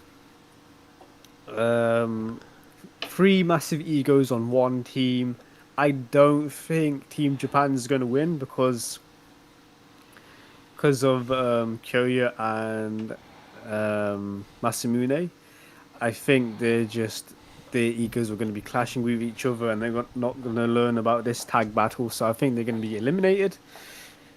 Yeah, I don't know. I need to see more development, to be honest with you. I don't see Jinga losing control of Galaxy Pegasus again. I think that's set in stone now. I think they are in unison. Yeah, I don't know. It's too early to tell what's going to happen in this story. I don't think we've seen the main bad guy. I hope Tsubasa doesn't turn into a bad guy because he was losing in the Beyblade duel. That's a bit whack. Yeah, I'll have to watch more to see how this story folds out because I don't think we've seen the bad guy yet. Potentially. But yeah. Nice. Well, I recommend you continue the show. It's really good. I will. Awesome. That was good. So with that out of the way, let's transition from anime to live action. And after all these months, I finally did it. I finally watched Unbreakable. After all this time, finally did it. Let's go. Finally did it. This movie is not what I thought it was going to be. Like, looking at the poster, I thought it was going to be like an action movie, like something like you know that one Keanu Reeves movie where he's on a bus and he has to stop the bus. Oh, dude, you're talking about Speed? Yeah, I thought it was going to be like that. Like, it's just like this full-on action movie. Constant action, yeah. But this is like not that at all. This is like a full-blown drama, and it was not what I thought it was going to be. So the movie's about Bruce Willis, and so how does the movie begin? I forgot. It's a flashback from the 60s where this woman gives birth to a baby Samuel L. Jackson, and then it cuts to Bruce Willis, and he's kind of this very, like, I wouldn't say depressed, but he's kind of down in the dumps all the time. You know, he's always thinking about, hey, I can't get ill, I can't get sick, I can't get hurt, what's going on with that? And then he's on a train, then the train crashes, and then everyone's like, how did he survive? How did he live? Like, and I'm like, wow, that was actually interesting. Like, how did he? And it looks like he has some sort of powers that made him not, die on the train. And then this Samuel L. Jackson character comes in, he reads the paper being like, oh, I read you in the papers. And then he's trying to convince him, hey, you need to accept the fact that you have these powers. And it's kind of this like back and forth of Bruce Willis trying to reject the power he has, but then he has to come to the conclusion that, no, the power is a part of me. And it's just a lot of like drama scenes, you know, it's like a full-on drama. And then there comes a moment where Bruce Willis beats up a couple of bad guys who kidnapped a couple of people in a random house, and he becomes a superhero. Then he's like, Samuel Jackson, you were right. I should have just done this from the beginning. And then you think the movie's going to come to an end because they're at the art museum and all that. And it's just like, oh, there was the one flashback in the middle of the film where when he's a kid, the lady telling him, do you like surprise endings? And I didn't think much about it. But then I'm like, wait a minute. Why is this scene getting all creepy? And then he's like, so, Bruce Willis, I was the one who hijacked the train and killed all those people. And I was completely blown away. Crazy. It was like a Attack on Titan Ryan Bertel reveal. Like, oh yeah, by the way, I'm the Armor Titan. That was literally the vibe. I thought he was lying at first because I'm like, how can he do that? He's disabled. But then I'm like, oh, he actually did that. Like, what? Absolutely crazy. That was, my favorite plot twist in any film because it's so unexpected, but the character motivation makes sense. He's like, well, if I exist, then there's somebody that's out there that is unbreakable, that doesn't like fall to pieces within like the smallest touch. Yeah, that's it. Yeah. That is just, dude, it's crazy, man. This is M. Night Shyamalan in his peak, man. Peak writing, peak performance and whatnot, and just so damn good. There was another power of Bruce Willis that he has, which is a bit weird. Yeah. He can touch people and then you see their memories. Yeah, he can see their memories. Yeah. It was very strange. I don't think that really fit this character that well, because I'd rather it would just be him being unbreakable, to be honest with you. But him having like mental powers as well was a bit strange. Yeah, it was a bit strange. But I mean, and it's also about him trying to connect with his son as well, because his son is into comic books or whatnot, and then he is like this. He's walking on this path of trying to be this dad, but also a superhero to impress his son. Yeah. But it's also like, it's very like grimy when he's trying to like take out these bad people. Like he's literally just strangling them. Yep. And like choking them out. It's very like crazy. This film was fantastic, dude. Absolutely fantastic. The ending when he's just walking into Glass's house. Yeah. And then he sees these monitors set up and bombs on the table. I'm like, wait, what the hell what was he planning? I was like, I blew up the train. I'm like, just wow. Yeah. Bravo. I just rewatched that ending sequences so many times, dude. So good. And another plot twist for me was I didn't know this was part of the. I didn't know it was part of Split and Glass, because I watched Split like years ago, but I had no idea it was tied to this. I would have said if you didn't know, I would have said just watch Split again. Yeah. I would have said that to you.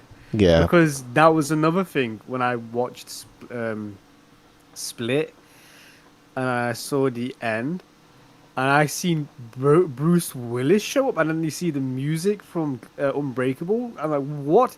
This is a connected universe? Yep. They're in the same universe. This guy who's playing this dude with split personality, and he turns into the Beast and whatnot, and he's on the run.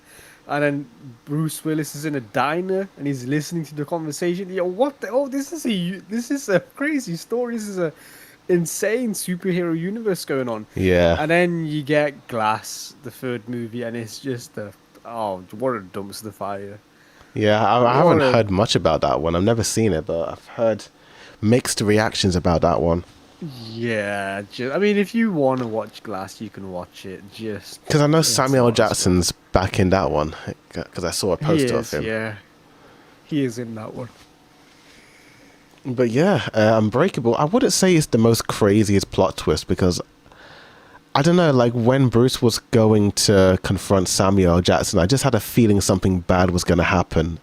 So it was kind of like, okay, it's leading to some big moment, but I didn't know what it was. I think it was like I think the scale. the scale. The scale of the actual twist was insane. Yeah, like what he did, and like just all those people, like that little girl on the train, like damn, like that's so sad. Also, I'm not gonna lie, but like there's just something about 2000 movies made in the early 2000s or late 90s that have a certain vibe to it, you know. No, 100%. Like, yeah. I don't know what it is. Like It's like not even that. It's just like very nostalgic. I've never seen this film before, but it just reminds me of the past a lot. Like that late 90s. That, what do they call it? Y2K, whatever that means. It's like pre 9/11 era, you know. That's one way of putting it. Yeah, like I call it like it's like something about movies made before that event, you know, has a certain vibe. It's like a calm before the storm. Like it's very like, it has like a very relaxing tone, but there's always this sense of dread just looming, you know, in the background. If you know what I mean. That's kind of the vibe I get from a lot of films from this era. Even American Beauty had that vibe, and The Others, and all of those other movies from this era. But yeah, it's a good film. It's a good film. Really liked it. I still think Sixth Sense is my favorite one, but still a good film. Same director, yeah. Yeah, same dude. Rising of the Shield Hero. Is that a good anime? According to GB. No. I heard a lot of bad things about it. I've seen season 1, and yeah, it's not. It looks like Yuno from Black Clover who's in it. It's one of those isekai slops, you know? It's, yeah. It has a huge following, don't get me wrong, but it's just, when you see one... It looks the same. It looks like Makosho Tensei, and what's the other one? And he has his own harem as well following him. Okay, so it's Sword Art Online then. It's pretty much that then. Yeah, I would say it's better than Sword Art Online, to be honest with you. Okay. But I still wouldn't put it up there. Yeah, it looks kind of like, doesn't look that great to me. Looks a bit looks a bit iffy.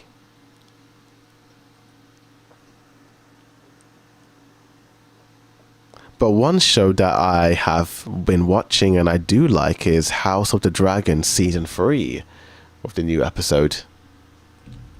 Oh, nice, yes. Have you seen the new episode yet? I have seen the new episode, yes. Nice. So they're making us wait another week till... What are you going to say? Watching this latest episode, because I'm like, uh-oh.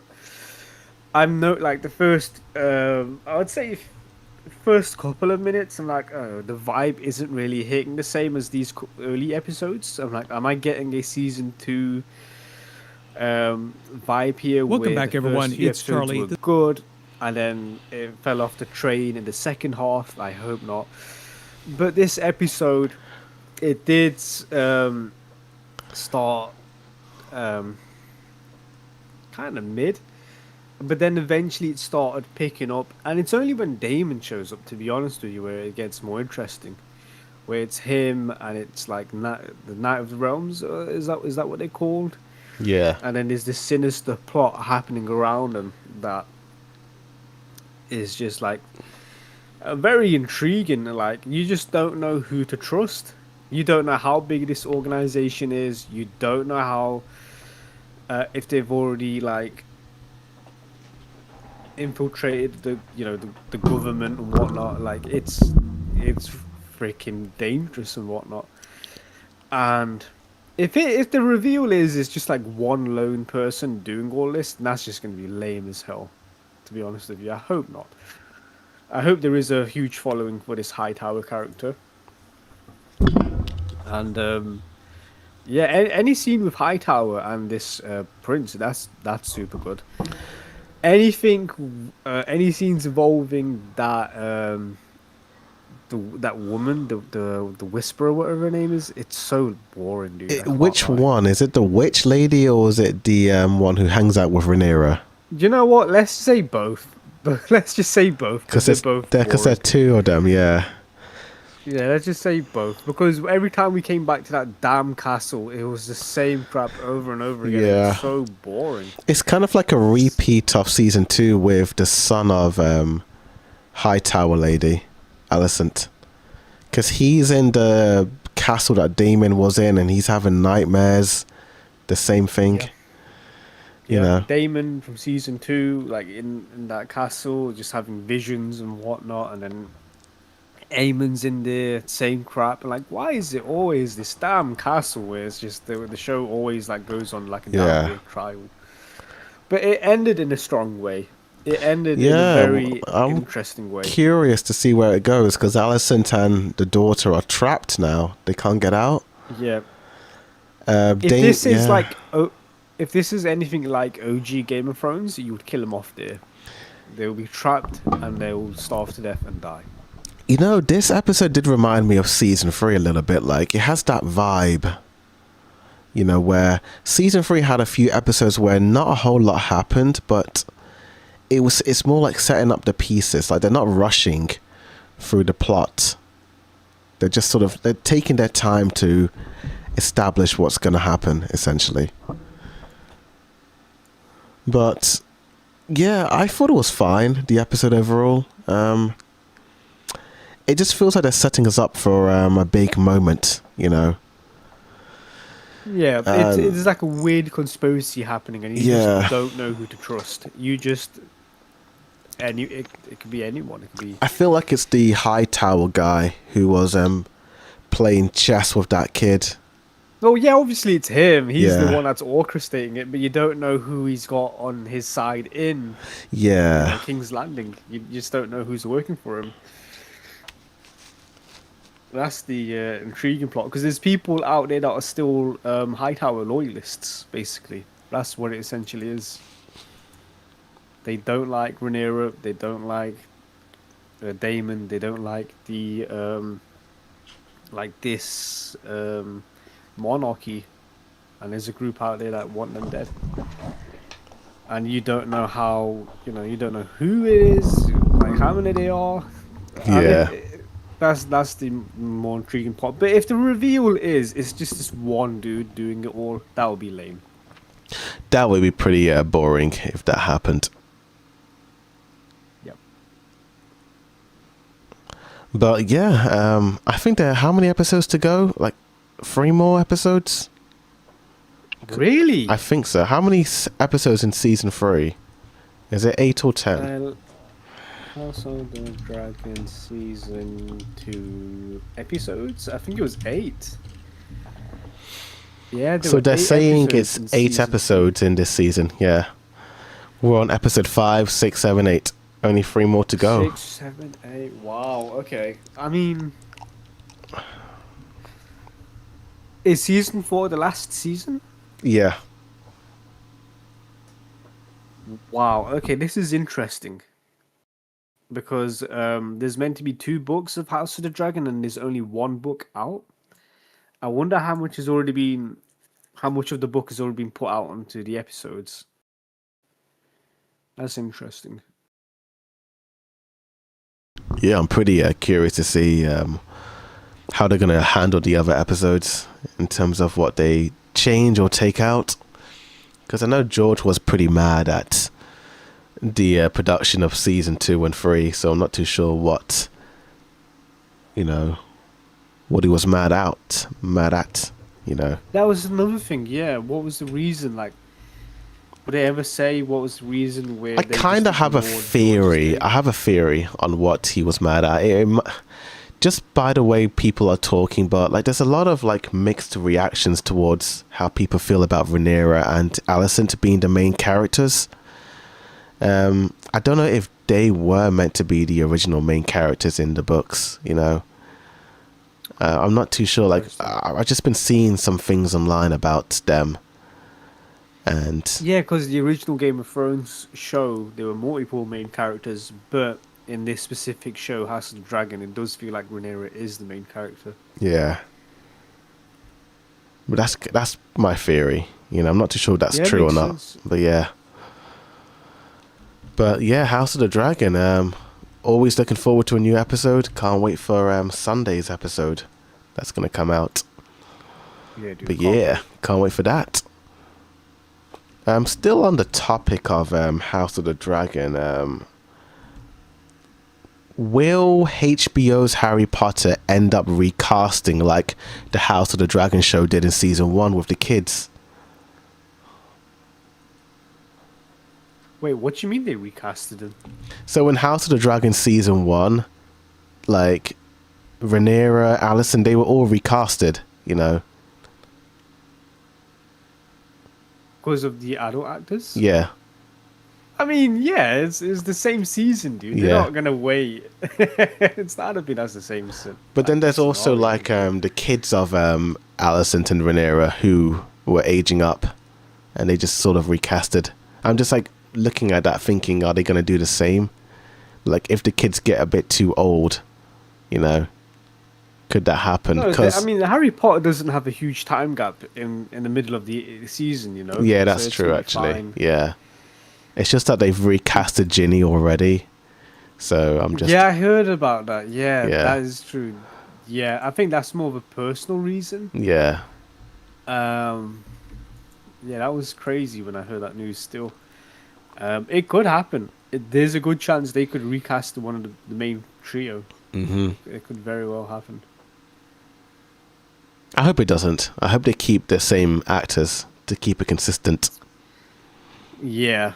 I could see a scenario where one of the trios, like one of their family members, could get involved and could be like, we want more money if we want. It's just that season 3 or 4. The reason why I say that is because we're living in this new age where everyone's being filmed and everyone has an opinion online.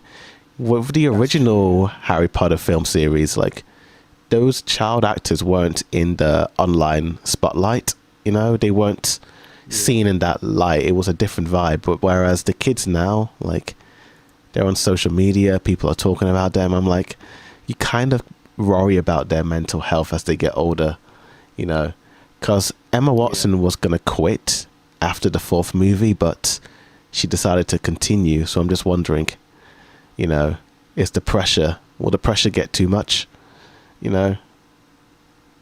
There'll be a ton of pressure, to be honest with you, if season 1 doesn't go well. Yeah. But honestly, I'm looking forward to seeing what they do for this one. Same. Just got a few more months to go. A few more months. But in other news, the Michael Jackson biopic has surpassed the Mario Galaxy movie, becoming the highest grossing movie of 2026 so far.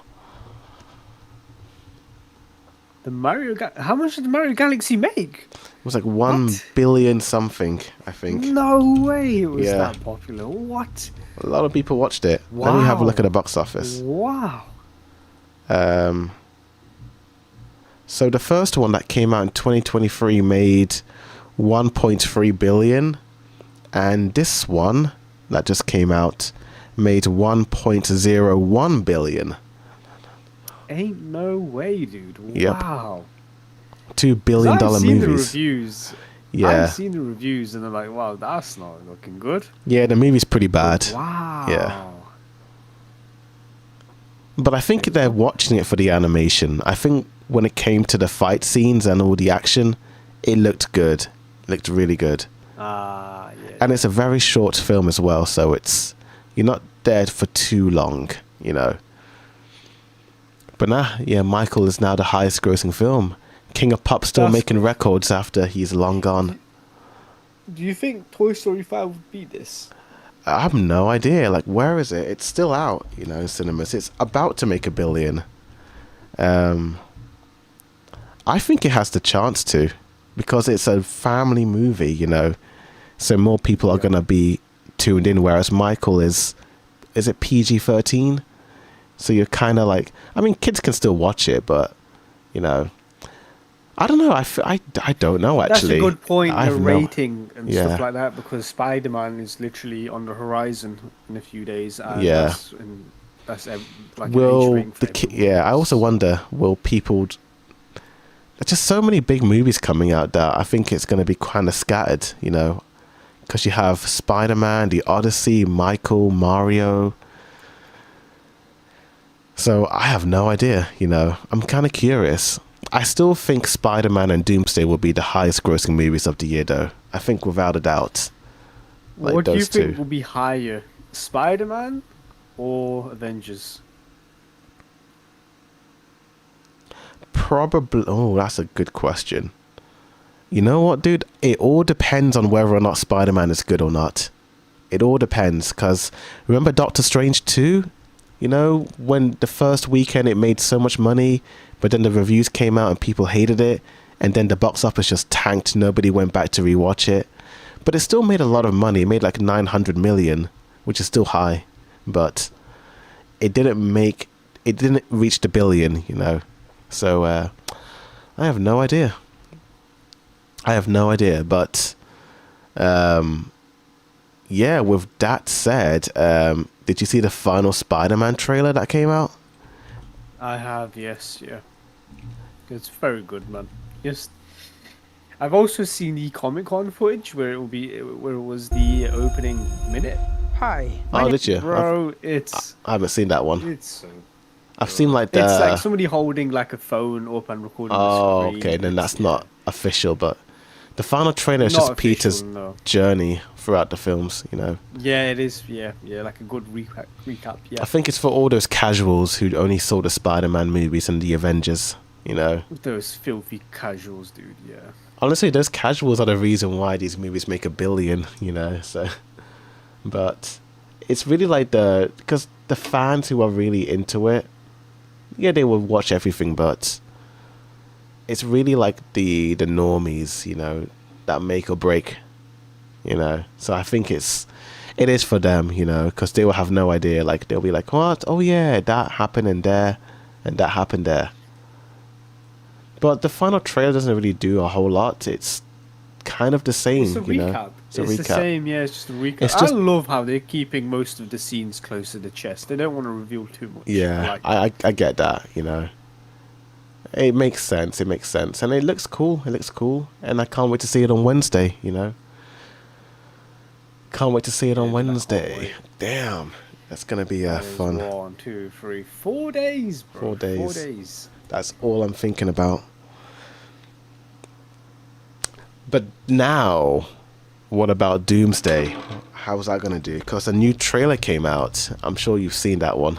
Right, yes, the trailer did come out. It's 49 million views. That is insane, dude. That is a lot of views. Is that more than Spider-Man? Let's have a look. Ooh. Spider-Man brand new day trailer on YouTube. Yeah, it's more. It's Spider-Man has 35 million on YouTube and Doom. Okay, yeah, 39. I suppose if you total it all up, yeah. Was it from the same Marvel Entertainment? No, Spider-Man was uploaded by Sony with 35 million. The Marvel Entertainment one is 39 million. Okay. But Doomsday has a little bit more. I think I remember seeing... I mean, it's not a fair statistic, but I did see something where it was like across all social media. Spider-Man, I think, had 100 million across, yeah. On TikTok and X as well. Yeah, I don't think it's really fair because like Sony has different YouTube channels that can just upload them on. Yeah, pretty much. But yeah, the Doomsday trailer, I'm surprised Doom's got an accent. I thought it was going to sound like Tony Stark, but it doesn't. Is that really Robert Downey Jr. speaking? There's no way. That's what people are saying, that it's him. Shot, man. I mean, he is a pretty talented actor, but yeah, it is pretty surprising, you know. I don't know how to feel about the new A in the Avengers Tower in the trailer. It's a bit, feels a bit too, cartoony. That was the renovation, right? Yeah. That's why it looks like that? Yeah. I don't like it either. It's so... Seeing the X-Men, seeing Scott, which is Cyclops, in his actual blue costume, that looks peak. That looks cool. Looks awesome. Yeah, I like that. The first time I like I've that. seen him in that uniform. I hope they do Cyclops justice because he's always been written in such a crappy way in these movies. He's just an angry simp, you know, in those original movies. An angry simp is, yeah, that is. You know, can't stand him. But yeah, it's it's kind of weird, I'm not gonna lie, because it's like, this is slap bang in New York City. Where on earth is Daredevil? Why isn't he talking about this in his show? Why doesn't he just pop in and be like, hey, you know, I'm here, you know, like. But I do like how the Thunderbolts are here, and you've got the Fantastic Four and all that lot. They're all here. But damn, do you think this team is gonna be the one to defeat Doom? You know, you got Scott Lang. Bro, you see, what's her name? The Black Widow, new Black Widow character. Yeah. There? Like Elena. What are you gonna do? What are you doing? Like, bro, you just got your pistols out. You're not gonna do it. You're not gonna do crap all. Come on. And then we see a shot of Thor being stopped by Doom. I don't know how powerful Doom is going to be. Yeah, just I have no faith in this team whatsoever. If Thor's being stopped, you have no hope. Will they do like some sort of like Back to the Future thing again? I hope not. But Yeah, I'm a bit bored of the time traveling stuff. Like, yeah, they've done it before. Let's not do it again. I hope not. I genuinely don't know how they're going to beat Doom. I mean, be honest, where's Doctor Strange? You know, where is who else do we have? Captain Marvel, where is she at? Monica Rambeau. Oh, she's in the other universe. I forgot about that. Monica Rambeau. Miss Marvel, I don't know where she's at. Moon Knight, where is he? You know? Where is I'm trying to think of Loki's in the trailer, so that's cool. Yeah, there's not a whole lot of TV characters apart from the Thunderbolts in this. Oh, do you know who would make a big play, if anyone? Is that? Who would actually do something? It would be Loki. Yeah. I think Loki would be the only character that can possibly do something, because he is tied so closely to the TVA, which I think you might need to watch the Loki TV series. I've seen season 1, haven't seen season 2, but I know in the end he becomes like the master of time or something like that. Something like that. You gotta watch it, dude. You have to watch it. I'll just watch an 8-minute recap. Loki is a good watch because it expands the universe in a good way. Where it's not, it's like, yeah, Loki is like the main character in this show, but it's like establishing like lore and important points in this universe, which did play out in Deadpool and Wolverine, to be honest, which was nice to see. But I think some of that will play a part in Doomsday. I just don't feel like watching any more Marvel TV shows anymore, apart from Daredevil. I just don't like them. I didn't even like Loki season 1 all that much. I kind of struggled with that one. Season 2 is so much better, dude. So much better. I watched the first 2 episodes of that and I just dropped it. I was like, not really feeling it. Fair enough. To be fair, did you watch Wonder Man? No, I skipped that one. I watched Echo, thought that one was pretty bad. Echo. I saw Hawkeye, I thought that one was underwhelming. Moon Knight was so boring, I dropped that one. Miss Marvel, didn't like that one, dropped that one. She-Hulk, didn't like that one, dropped that one. Falcon, I finished that one, but it was so bad. I think like they just weren't. I think the reason why I don't really care for them is that they don't really affect the movies all that much, you know. I think Loki does, bro. I genuinely think Loki does. That's the only one. That is the only series I think generally affects it. Okay, I'll probably see like a recap of season 2 online and just see what happened, like bullet point notes. You know, but what about Kang? Like, what's going on with him? Because he was in season 2 for Loki, I think. Kang, Kang is a funny character. I think they written off Kang in Loki season 2 in a funny way. Okay. But you'll have to see it. I might have to see it. Watching the recap. Yeah, just how many episodes? Because originally Kang was like a part of it in a way, and then some weird time travel shenanigans happen, and then Yeah, I don't know why. Retrospectively looking at it now, it feels like they did write out Kang, and that looks like the best way to do it in this Loki season 2. Okay, well, Yeah. let me see. Loki season 2. I watched the first 2 episodes of that months ago, so I just need to watch the rest of season 2. Where is it? Loki. Okay, there's only, so 1, 2, 3, 4. I only need to watch 4 more episodes. Alright. Okay. That's not too bad. But damn, 53 minutes? Okay. Alright, I'll check it out. I just didn't like season 1 all that much, you know. I just was so like, ugh, let it end. Yeah, season one, it's nothing like season 1.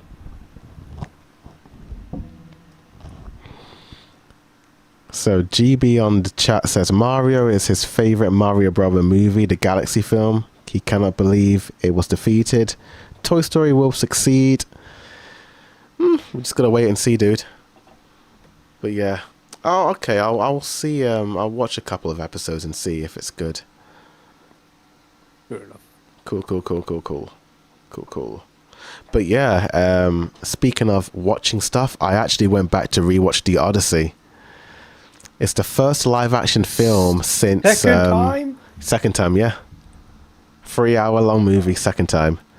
The last time I rewatched a live action film, what was it? Probably Sonic 3. It might have been Sonic 3. Was yeah. So good as well. Sonic 3 was the last time I rewatched a live action film. And I think the movie is even better on a rewatch, you know. It's like a masterpiece on screen. And the cinema was so packed. Out of here. Oh, you've seen the meme for that one? I've seen the meme. Yeah, the meme. It's good. It's a great film. I highly recommend watching it. Yeah.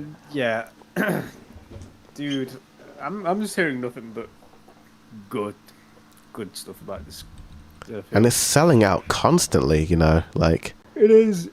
For like all the big formatted cinemas.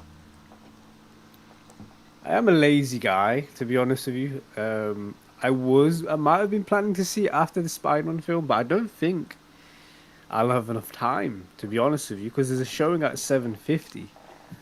But I think Spider-Man might end after that, so there's no point. Okay. How long is Spider-Man? The showing that I'm seeing is 5:45. Okay, so 5:45. Well, it really starts at 6 o'clock if you include all the ads. So 6. Yeah, you're not gonna make that one unless you stay a little bit later. How long is Spider-Man? 2 hours and 30. 2 hours 25 minutes. God damn.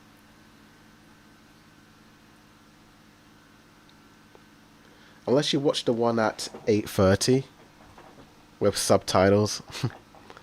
I don't like the how small it is. Oh, that room. It's only got... Yeah. I've been in that room before. That was the K-pop Demon Hunters room. Yeah. And that screen was pretty big. The image looks small, but it's still a big screen.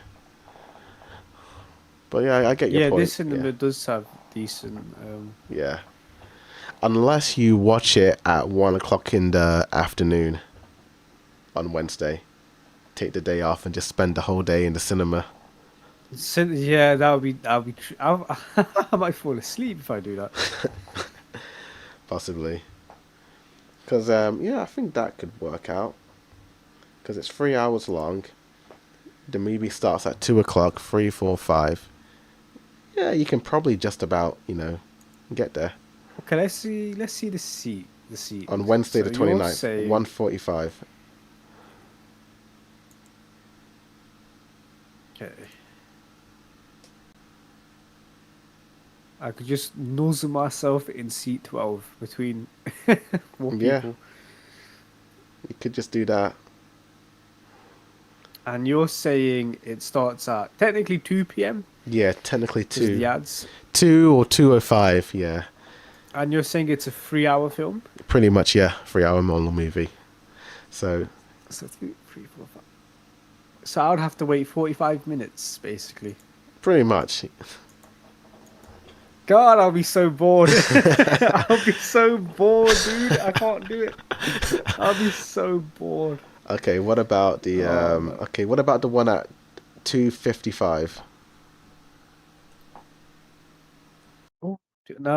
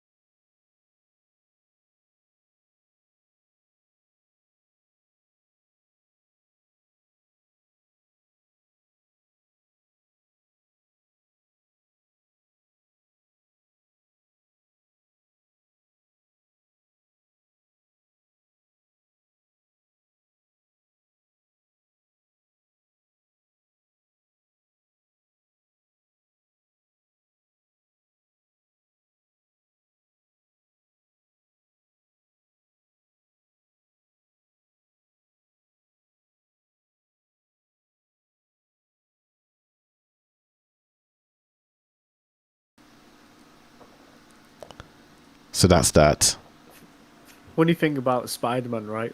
So recently I've been saying Tom Holland is my Spider-Man. and then I've seen clips of him where I'm like, oh no, Tom Holland isn't my Spider-Man anymore.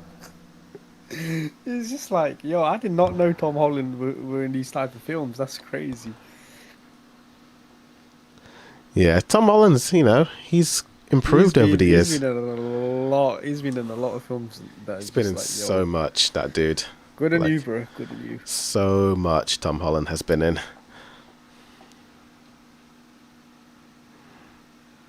But yeah, that's that.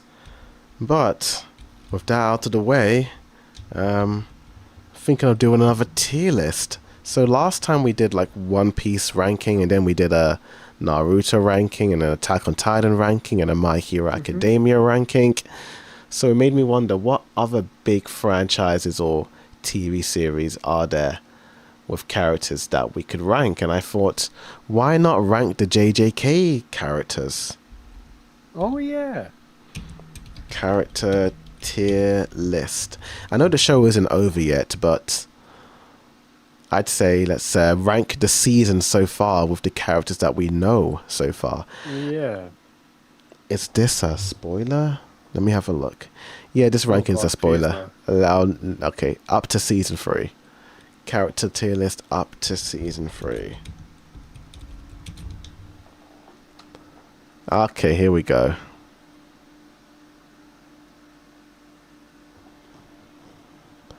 How can you...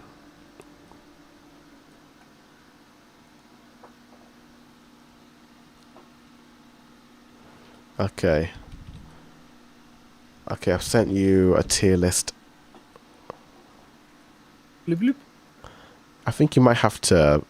I think this is like an already made one. I don't know how to reset it.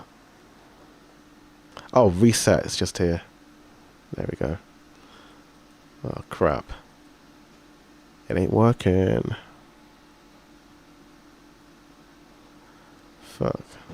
Oh, go to template. Here we go. That's better.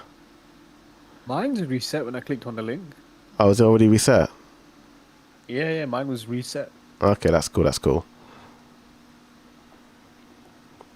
Who is that? Is that you? I don't even know, bro. Right, let's do this ranking. I'm gonna put them in C if I don't recognize them. Yeah, I'll just put them in D if I don't The recognize. images are so small, I can't tell what I'm looking at.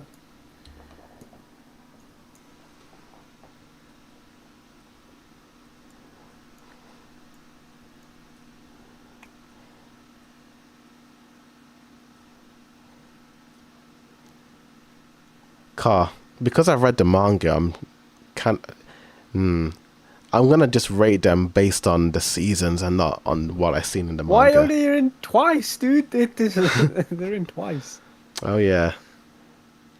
I just put like one of them on. So that's Toji. That's Kenjaku. Oh, Kenjaku and Toji are different people. I mean, Geto. There's two Gojos. Geto. Gojo is cool. I don't know who that is.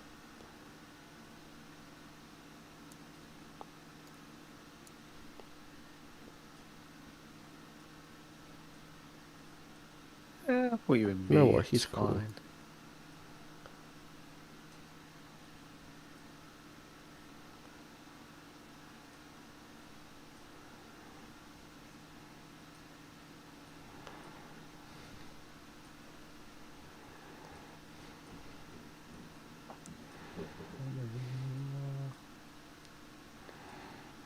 Oh, that guy is so annoying, bro. I'll put you in C.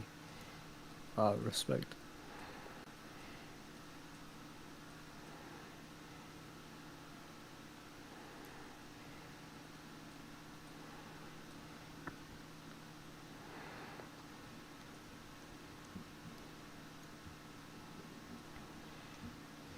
God, this might be a controversial list.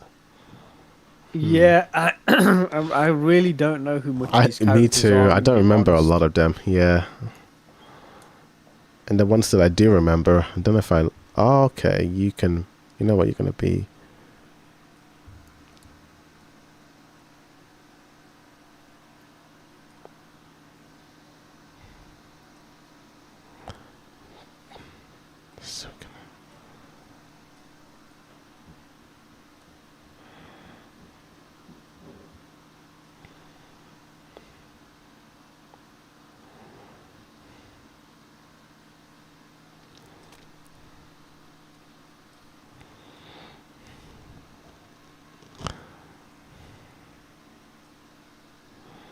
The hell is? Oh, that's her. I forgot. That's what she looked like back then. Oh my god, that's her. I forgot. I forgot she looked like that before the glow up. Oh, I forgot about Yuta. Where's he gonna go? And here. Is that Yuta? I think it might be. The one with the long fringe. Is that Yuta? I don't think so.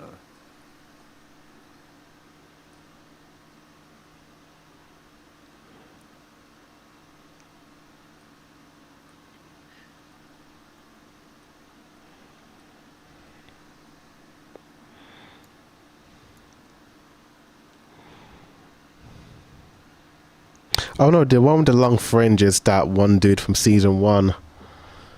Oh, okay. I've confused them both then. Oh yeah, Inamaki. I forgot about that guy.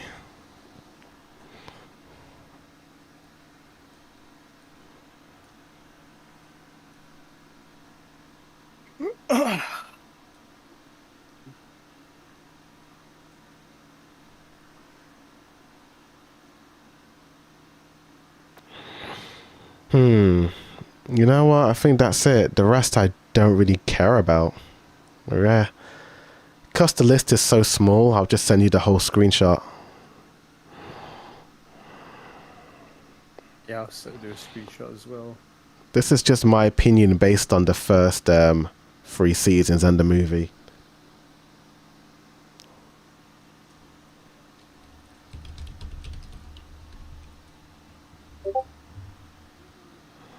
Here you go. Interesting.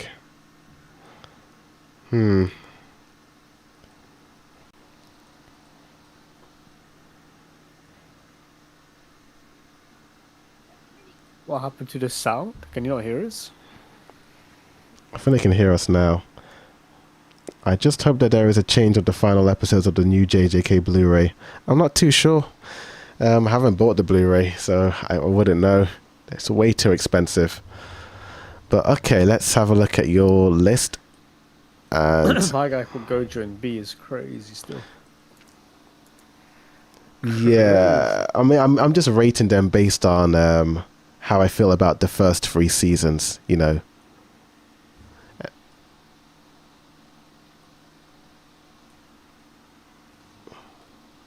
Okay, so this is our rankings. So on the left you have my ranking, and on the right is your ranking. My ranking, yes. So let's go from the bottom. Okay, so I feel like you kind of have a similar-ish ranking to me. You like Megami a lot more than I thought you would.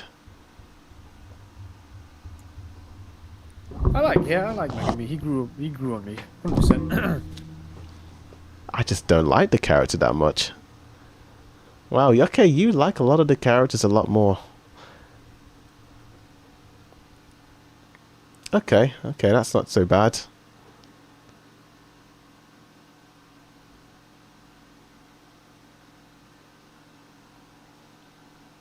Wow, you like Geto and Kenjaku more. Yeah, dude, that's like the most interesting plot right now. Okay, I suppose, yeah. I mean, I tried not voting these guys based on my future knowledge, but I guess so far, I'm yeah, just so far. Yeah. I like if we're talking about Kenjaku, there will be major disappointments. Damn. Okay. I mean, I'm not voting them based on. I try to not be biased, you know, but this is just how I probably feel.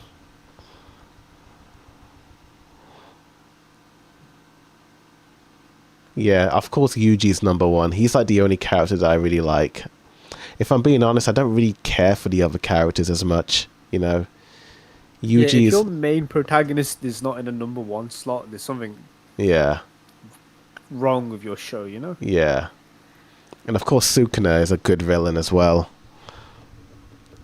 Yep. I guess I'm not as hype with JJK, you know, compared to other people. Like, I like the quality and the aesthetic, but I think when it comes to the characters, I'm not as like, yeah, this character, that character. I'm more like that with Demon Slayer and Chainsaw Man, but not so much with JJK. I don't know, like ever since it began, I've just never really gravitated towards this show when it comes to the characters. Yeah. They're not bad, and to be honest with you, yeah. It's not a big, deep show like One Piece or Naruto. Yeah. It's not, doesn't have that longevity. It is a short series and not a lot of characters. Yeah, there's that. So characters basically come and go. They leave an impression. You take it or leave it. And yeah.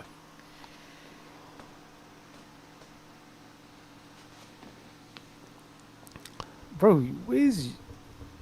No, yeah, never mind. Wow, you like a not Nanoyo, the blonde Zenin guy. You like him way more than I thought. Oh crap, I put him B. Scheiße. Like I find him trash. I think he's trash. Yeah, the only good part about him was his fights. That's it, and that should be in C, not B. My bad.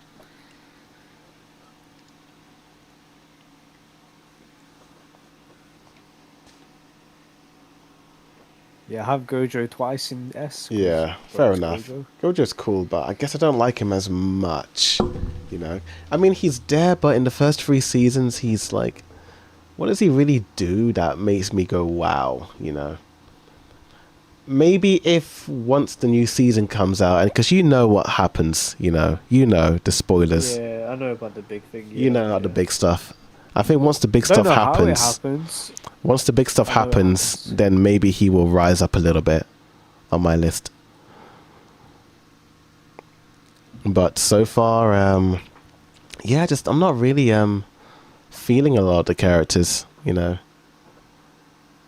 Maybe I need to rewatch JJK, but yeah. Fair enough, yeah. But that's that.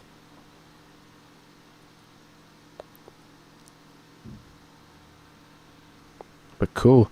Oh yes, so now that's done, we got one more update that I thought we talked about this update, but I realized we didn't. It came out a couple of weeks ago actually. And apparently the live action God of War movie is halted because Ryan Hurst tore his bicep while filming a stunt. That sounds painful. Yeah, unfortunate news as well, dude. Because he's already deeply involved with the video games, right? He's the person who plays 4.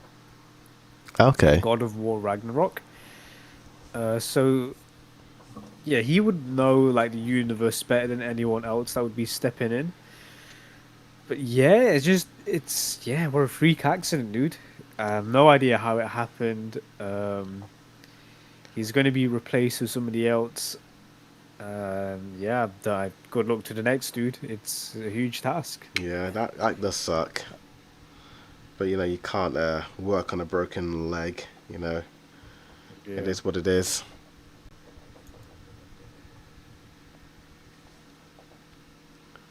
But yeah, I think that's all the news updates that we've covered so far. Fair enough, man. Yeah. Yeah, 2 hours, 53 minutes. That's not a bad podcast. Not bad. Not bad, yeah. Hopefully I'll get more Yu-Gi-Oh episodes done. In fact, I'm probably going to start watching some once it's done. Nice. Yeah, so we'll have a lot more. And of course, Spider-Man is coming. So that's going to be like the main one. I hope spoilers do not get leaked online. I hope so. Yeah, UK will be seeing it first as well, right? Yeah. So we should be good. We should be good. It's the 20... We should be okay, dude. 29th, yeah. We should be good. 29th, they get it on the 30th. Oh, nice. That's good. That's good. It's about time we got it early. Yeah. Got something early. Great, dude. Nice. But yeah, that was a good podcast.